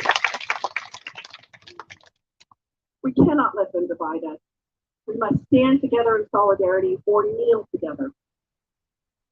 I did this at the MLK Solidarity March and almost fell on my butt. So I would like for us all to kneel together. And I know it's tight back there, so if you can just want to close your eyes, that's great. But I would like for us all to bow together in honor of those who've lost their lives in Atlanta and those who continue to lose their lives across the country. The Asians, the trans people, the Black people, say their names alongside Elijah McClain, and remember, as we kneel, as I do a Korean women's vow, what we are to one another. Okay.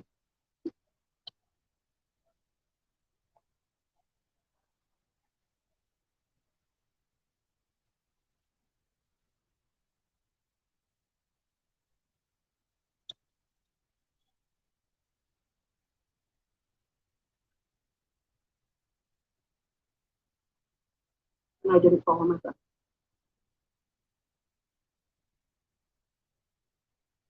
I'm wrapping this up.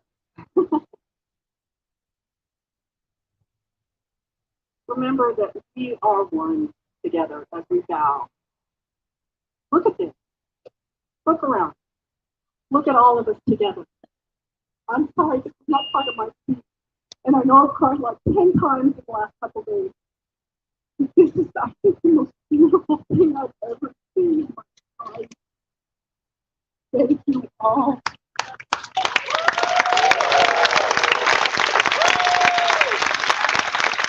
Okay. So now, I claim you all as my family. I claim you as my brothers, my sisters, parents, we're all parents. I need you to be sisters.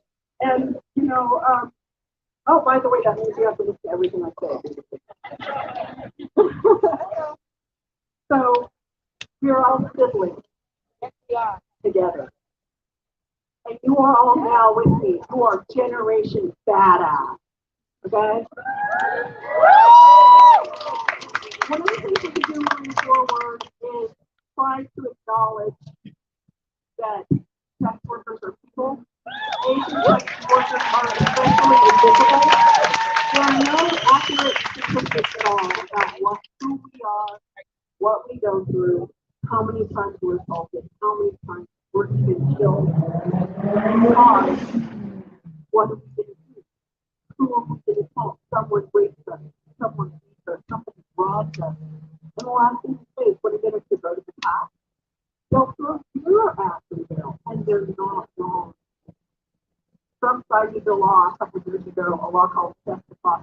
And it was supposed to help human trafficking victims. And it's actually co-written by Kamala Harris. An Asian woman, black woman. But that having been said, Trump cited the law, and it prevents independent from sex workers and even trafficking victims from being able to book their own clients, from being able to have a safe place to work from. So we're having to go back out to the streets.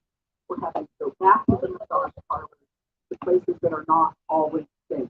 Right. So if we can do what we can to repeal Sesta, that's the first step we can take towards our ultimate goal, my ultimate goal. I know some people here, some of the ultimate goal of decriminalizing sex work.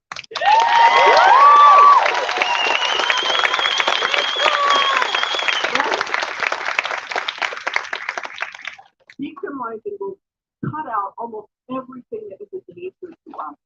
The danger of being shaken down by the freaking cops. That was one of those. I haven't moved here because of the cops.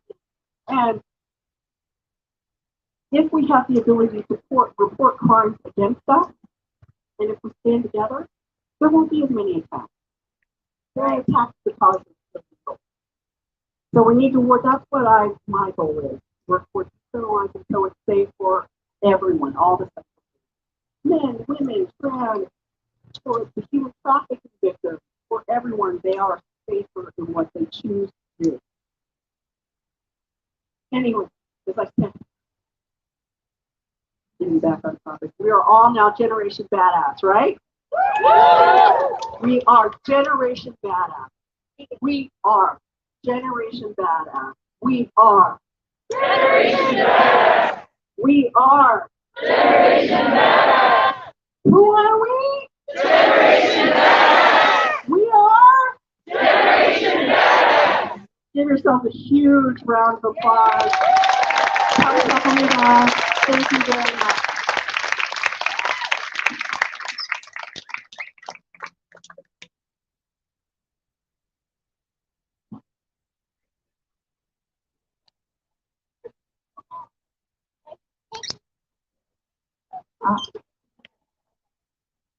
Can you hear me okay?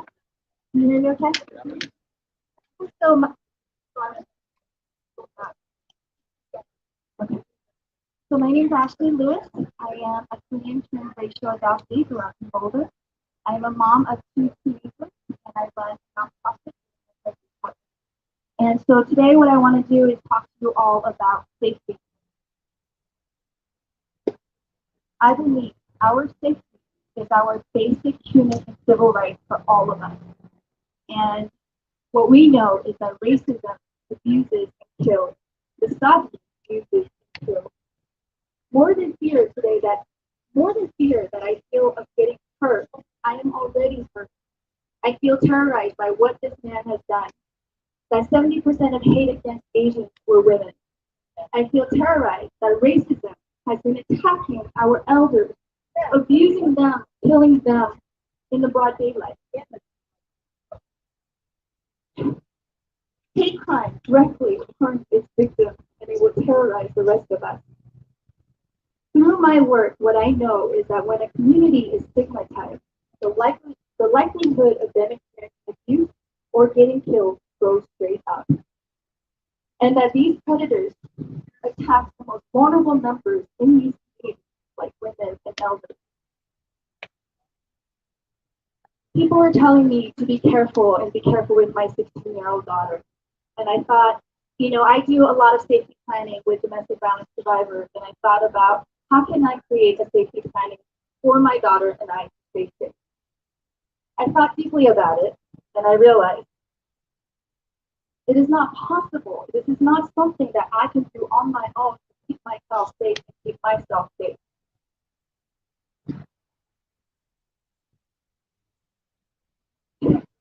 And it is not possible mainly because misogyny and racism is all around us. And that only way a safety planning would actually work is that if we work as a whole community, as a whole society, to create a safety plan for all of us to stay safe. Yeah.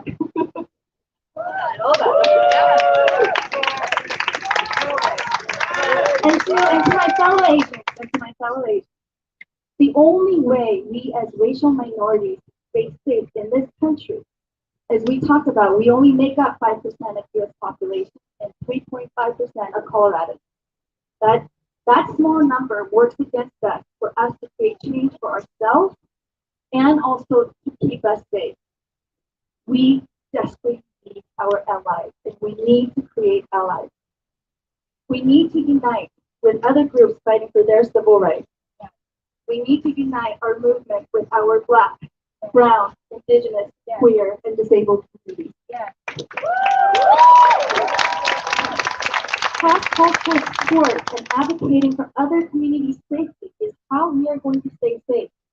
We need to actively heal the wounds to create our community and build a relationship that would be a nightmare to white supremacy. Let me say that one more time. We need to actively heal the wounds between our community and build a relationship that would be a complete nightmare to white supremacy. To our allies that are here today,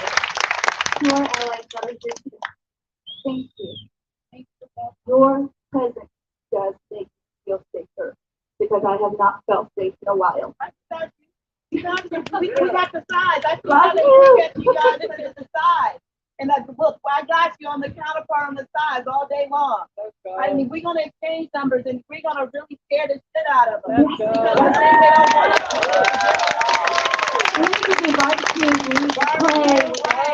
There's so much we can learn from each other. That's right. And grow together. That's right. And so one of the things that I wanted to talk to you all about, real quick is the 4 eyes of oppression.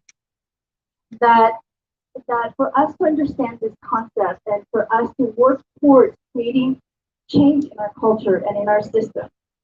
The 4 eyes of oppression talks about an idea that becomes institutionalized into laws and policies, an idea that becomes interpersonal in our everyday life interactions, that becomes a normalized part of our culture. The third part is when these ideas become internalized.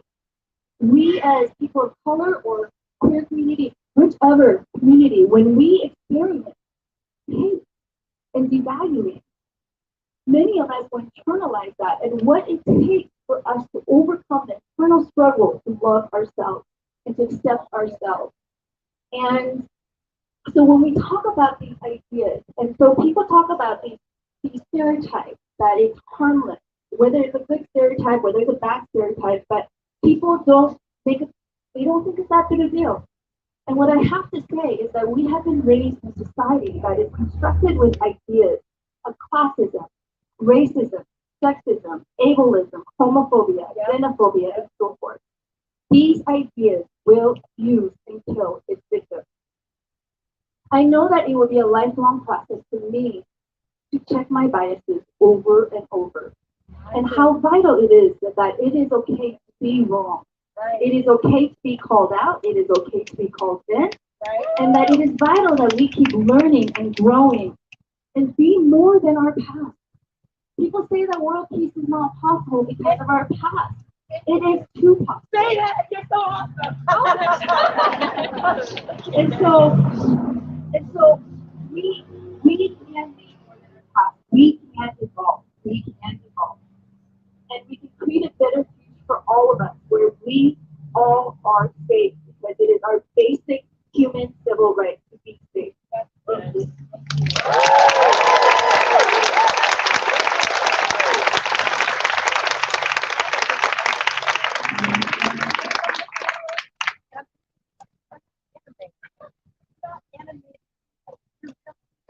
Annyeonghaseyo, aloha, happy day.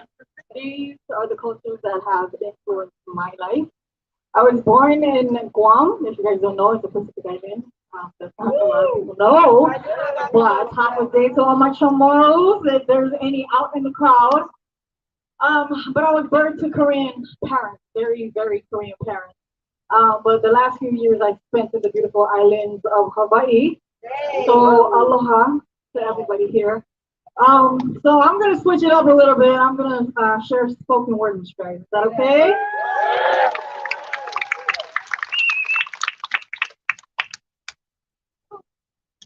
I spent by night till 4 in the morning trying to write this for y'all. That's right. All of this, all of this, yes, all of this is so heavy on my heart, and I'm gonna try to not be so publicly emotional today. But if I choke up a little bit, there was aloha. I'm just a somebody that wants to share my thoughts on current issues, but according to America, my people are statistically insignificant, meaning we are a nobody. As I'm attempting to casually address my mind, but there's nothing casual but all the casualties from our elders to our women that haven't had a chance to even finish up their day, let alone was identified as prey by cowards, targeting the fragile, and most recently by a sicko mode, mentally ill. How low of a human can you be to try to solve your issues with evil? A bad day is what they're calling it now, huh? Justified as an okay to wipe out innocent lives. Check the archives. What the fuck kind of game y'all playing?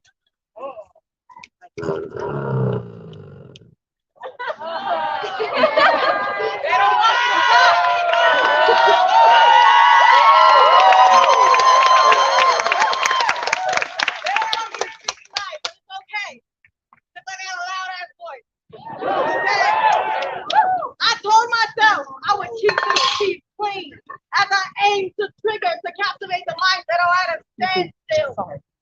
As we may be the next in line to be the ones to say, please don't shoot, as they tell us to stand still or beaten till we utter the word I can't breathe. To barely take our last breath to be able to ascend. How dare you do that analogy when your people promote anti-black? As a matter of fact, in the addresses, there's truth to that. And it's disgusting. But everybody has their own experience. But due to ignorance at what the country is restricted, painting images that you people are violent, teaching us to go against people that are innocent, judging by the looks, they're not significant. Oh, my God. We learned that from the white man. Let's give credit where credit is due. Obama. All right, y'all, we're back. Y'all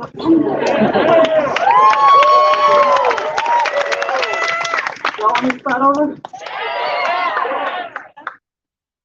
Aloha again. I ain't just somebody that wants to share my thoughts on current issues, but according to America, my people are statistically insignificant, meaning we are a nobody. As I'm attempting to casually address my mind, but there's nothing casual about all these casualties from our elders who are women that haven't had a chance to even finish up their day, let alone as identified as prey by cowards. Targeting the fragile, most recently by a sicko mode, mentally ill. How low of a human can you be to try to solve your issues with evil? A bad day is what we're calling it now, huh? Justified as an okay to wipe innocent lives. Check the archives. What the fuck, y'all? What the fuck kind of game y'all playing? I told myself I would keep this piece clean as I aim the trigger to captivate the minds that are at a standstill, as we may be the next in line to be the ones to say, please don't shoot, as they tell us to stand still or beaten till we utter the words, I can't breathe, to barely take our last breath, to be able to ascend to a better place. How dare you use that analogy when your people promote anti-blackness? As a matter of fact, let me address this. There's some truth to that, disgustingly wrong, but everybody has their own experience. But due to ignorance and what this country then contributed, painting images that you people are violent, teaching us to go against people that are innocent, judging by the looks, they're not significant. Oh, like us? Yeah, we learned it from the court. Let's give credit to where credit is due. Osama ain't got shit on what y'all white terrorists can do. Say that. I said Osama ain't got shit on what y'all white terrorists can do. The thief comes to steal, kill, and destroy. Yeah, I quoted the Bible, and they flipped that shit on us too. Say that, sis. Get all the way there, Okay? This is the great divide. Can't you see it coincide? Notorious for blaming others, keep letting this shit slide. America, you keep playing on slippery slopes with the way you cope. But guess what? We're not like you. Because when it comes to being genuine, you have the short end of the rope. Come on. Woo. America, you keep playing on slippery slopes with the way you cope, but guess what? We're not like you. Because when it comes to being genuine, you got the short end of the rope. Now let's address us now as the Asian community. We got a lot of work to do too. We got internal issues of our own. What I'm addressing is a human issue, boo. Racism, I like to define it as a human going against another human's rights. And if we define it as that, the sickness exists within our own. There's division amongst us if we really want to keep it real. We love each other's food, but what about each other? Okay? Because jealousy, greed, judgment, superiority, hate comes in every color. Yes, it do. If it happens within a culture, think about the chances of it transferring to another. Today, I challenge you as a human to check ourselves within our cultures too. As a famous book quotes, why do you see the speck that's in your brother's eye but not notice the log that is in yours? We like to say, well, that's just part of our culture where that shit don't fly no more. There's toxicity in every culture. And until that poison is drawn out, the same issues will always find its place. If we really want to come together in a time such as this, we need to embrace, truly embrace one another. Practice loving each other like we love our fun, our Korean barbecue, our K-pop, our boba, our pad thai, our poke, our lo mein, our sushi, our tikka masala, our pan stick. Okay, those are just commercial foods. Y'all don't want to get down to the root. Okay, y'all don't even know what I'm talking about. Okay, okay. I connect with people and their cultures through food. And if we have time to scroll through the gram, we sure got time to give a damn. Okay, one more time for people who didn't hear it. If we have time to scroll on the gram, we sure got time to give a damn. Okay? And show some respect on each cultural contribution, no exclusion. Remember to uplift each other as our words have power to speak life into one another. Sometimes we need to practice it from the place that hurts us most, and that may start at home for many of us, especially us Asians. We grew up different. Let's use our voices to speak up for injustice, but also to remember to do that in our everyday lives as well. Aloha.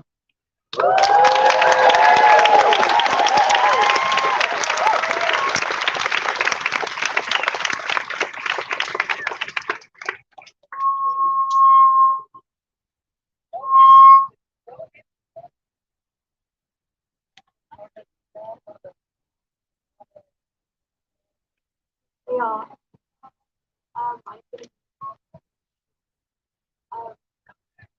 I just want to give a shout out to my boyfriend Cody for putting this together.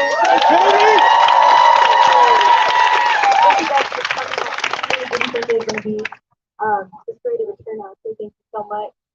I wrote this, just a short little piece. Yeah. All right. When I heard of the tragedy on Tuesday, the same wave of emotions I felt last summer washed over me.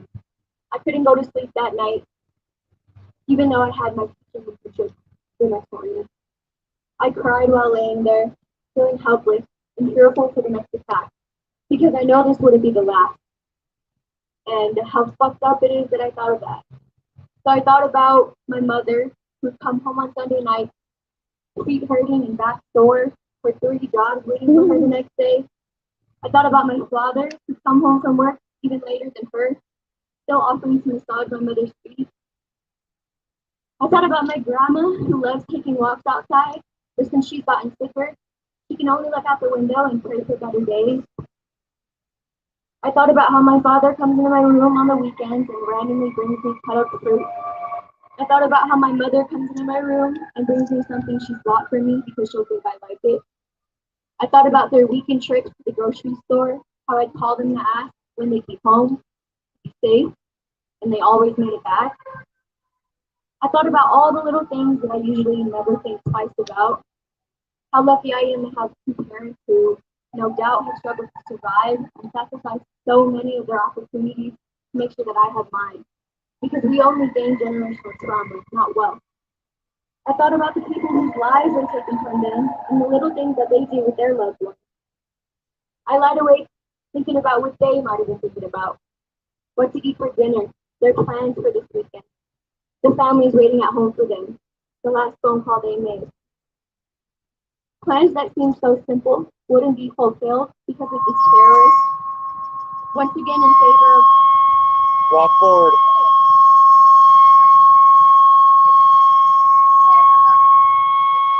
Put it off. Okay, my bad. I'm gonna read this over again.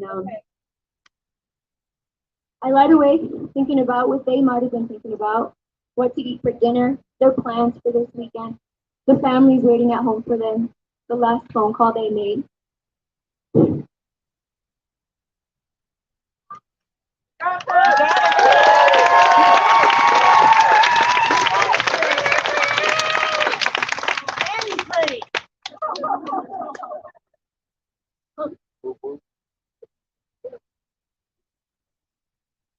You're doing great!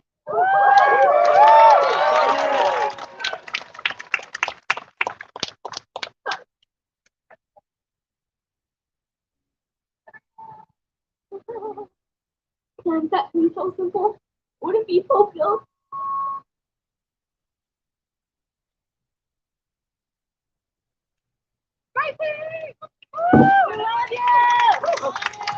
Because of the terrorists. Once again, in favor of white supremacy, while these families mourn.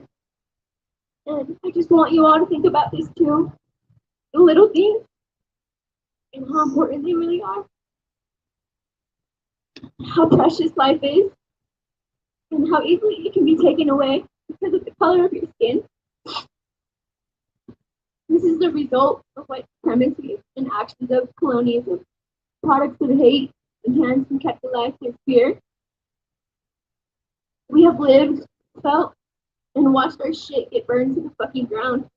Our families torn apart. Our cultures at first laughed at, then stripped, washed, hung out to dry, and sold back to us in gentrified cities and restaurants. All of it. I want us to step forward in our compassion and love and respect for one another.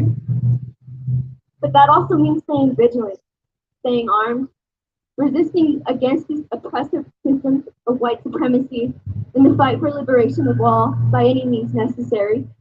Because compassion is an attitude that does not exist in isolation of action. I want us to stand in solidarity with our Black, Brown, Indigenous families here and globally. Thank you all for coming.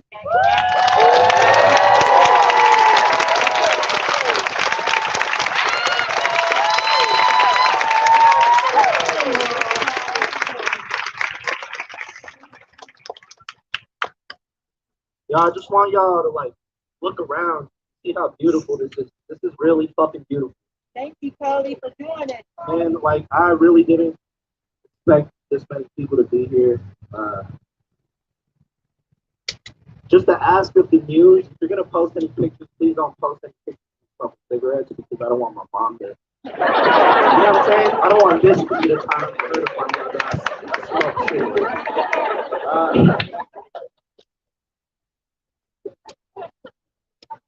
Y'all want y'all to really take in what the speaker spoke about. How, you know, punching down shit will never fucking work. Because nothing's gonna get solved until everything gets solved. Your problems are my problem, and my problems are your problem. You know, and we have a common enemy. We have a common enemy, and it's white supremacy. White supremacy in all forms. Little things like fucking jokes about each other, how chinky my eyes are. Just the little things, and then, you know, I want y'all to really take action. If y'all took in what the speaker spoke about today. These politicians aren't gonna help us. Celebrities aren't gonna help us. Stop championing celebrities like fucking Daniel Day Kim, who pushes anti-black rhetoric. Champion each other. Because we're the ones who fucking put in the work. And to my Asian community, summer's coming up again. Some bad shit's gonna happen again, and it's inevitable. I hope I see y'all in the summer, in the streets this summer, because we need to be out here for each other. We can't just be out here for ourselves.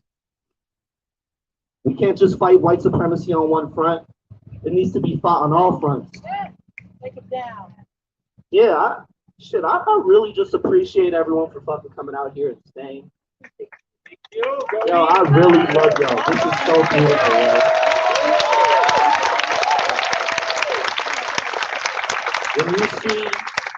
When you see someone getting attacked, put it on yourself to stop it.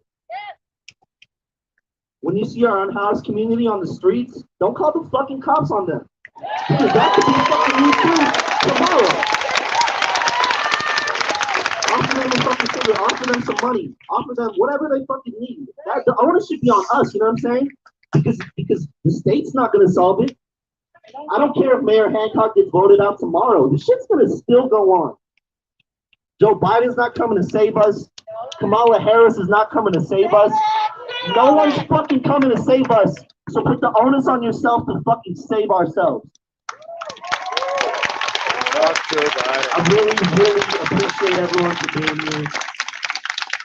I want everyone to get home safe. We're just gonna hold the vigil for the next however long y'all want to stay here. I think there's like candles set up in the back, right? And if y'all have anything to like place there, like flowers or anything, just place it there. And yeah, I just really want to thank y'all. I really appreciate everyone for being out here, and I hope to see y'all again. Thank you.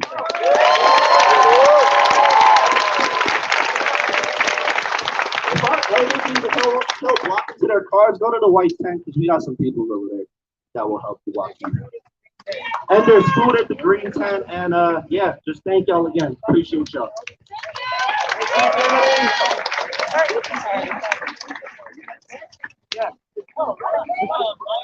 Sorry, I always have to wait before I get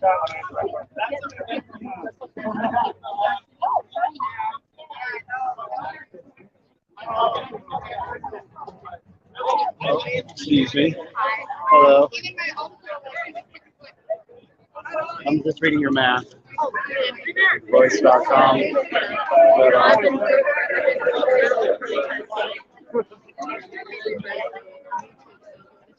I will. You're not anime.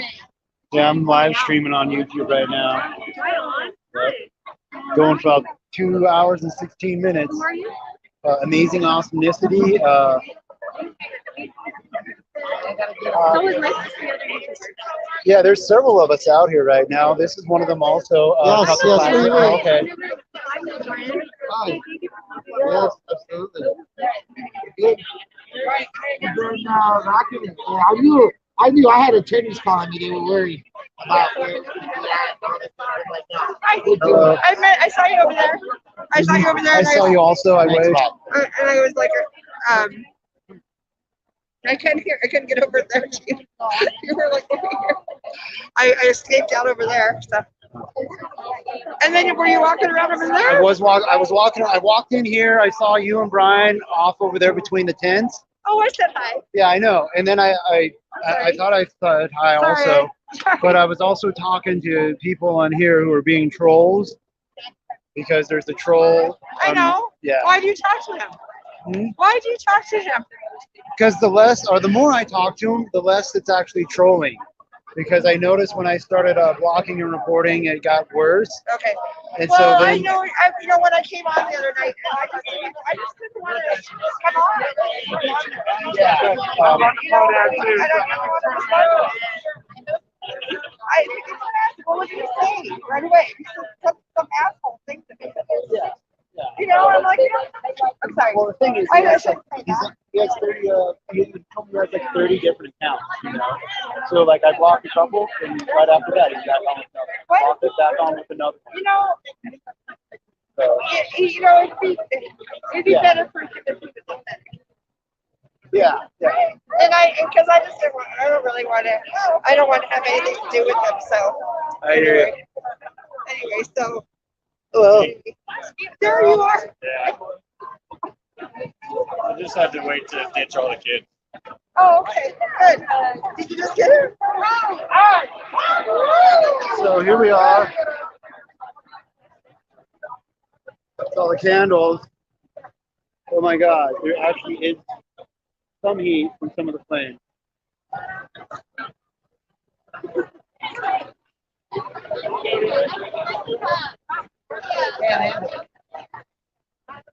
PSL Denver, Denver PSL.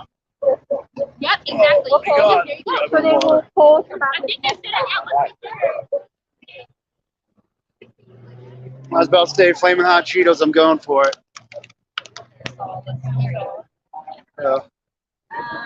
Excuse me. Woo!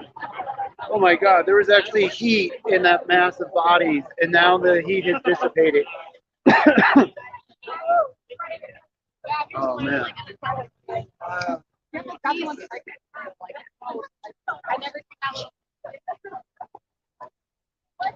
Alrighty, so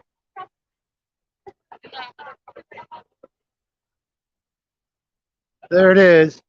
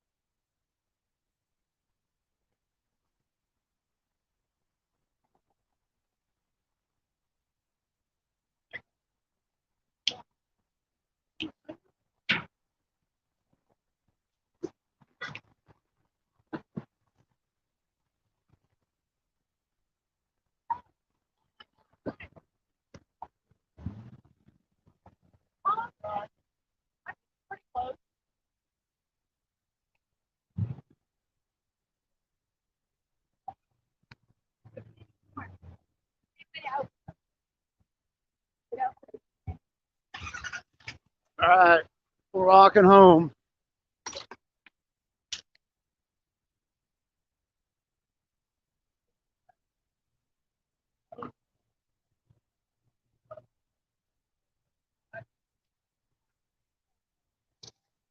Huh.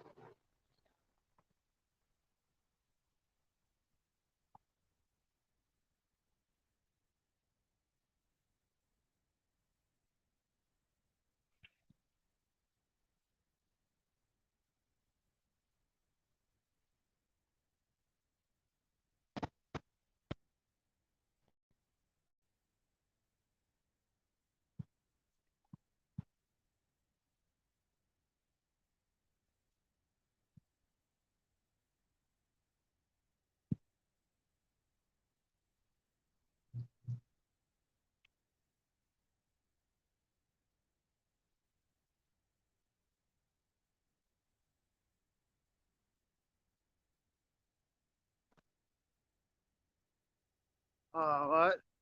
Kenny the weed. What? What is that? What does FFS mean? So what does FFS mean? Oh, oh.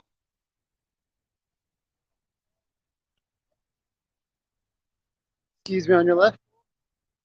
No, you're good. You don't have to go that far. Oh, y'all have to protest or the vigil? Yes. Yeah, I'm still about 2 hours, 24 minutes in. Yeah. Anything you want to say?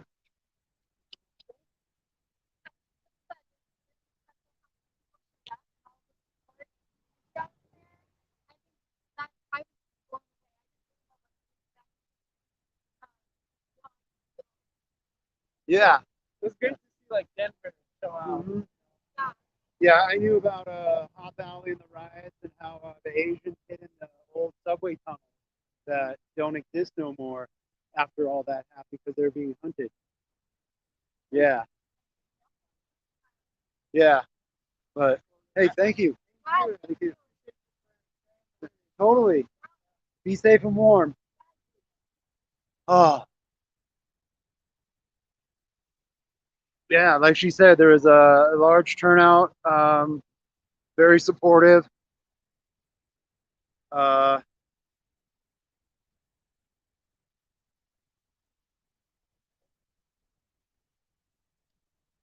Alrighty.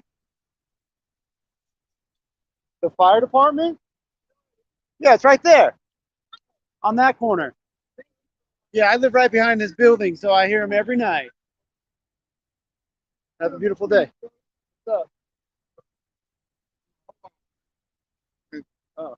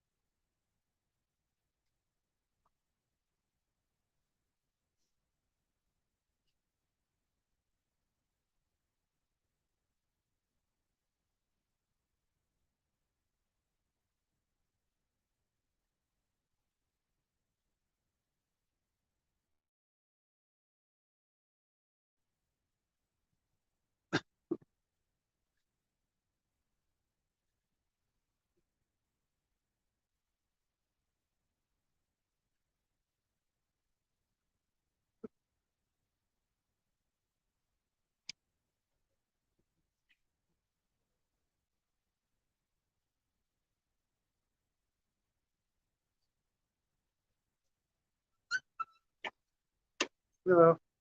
How are you? Woo! Oh, it's cold. All right, into the elevator. 14th floor. There's 16 floors. I live on the 14th. All right, hey y'all. So what you think about that? There it was. That was the woo! Fuck, it is cold, dude. So I have to go get cash, right? So I have to go to fuckery. What's that called? 7-Eleven. To get the cash back. All right. But yeah. Oh my fuck, stand. I gotta get pissed and put a fucking thermal shirt on. I'm fucking cold, dude. Oh, that's right. I'm on the 14th floor, dude. All this fucking hot. Dude, the upper floors. That's where I live.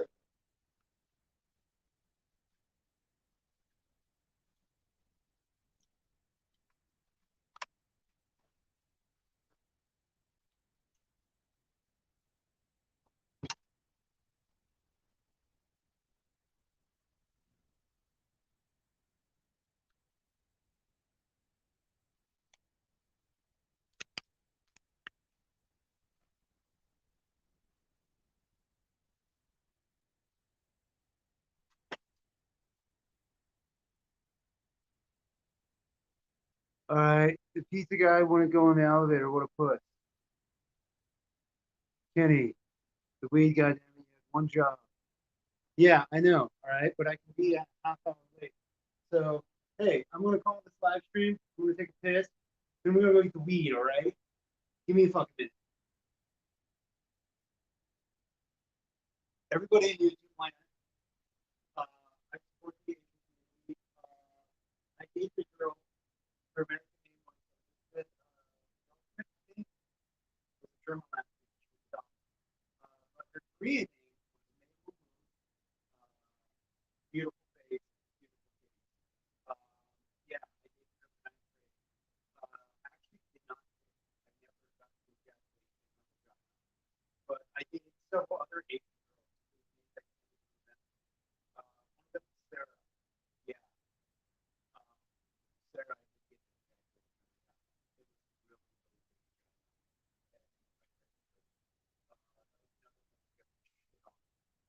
It was really, really get rich and all my relationships, and I'm actually very excited to get girls.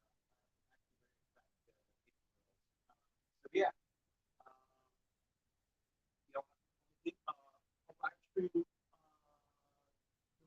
all right? So I gotta cut this live stream. I'll start another one after I go get money from like 7-Eleven. Yeah, 8 p.m.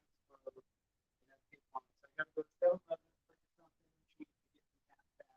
Then I'll go get weed, and then we'll run home and keep on, all right? Peace, y'all. I say peace, y'all. Peace, y'all.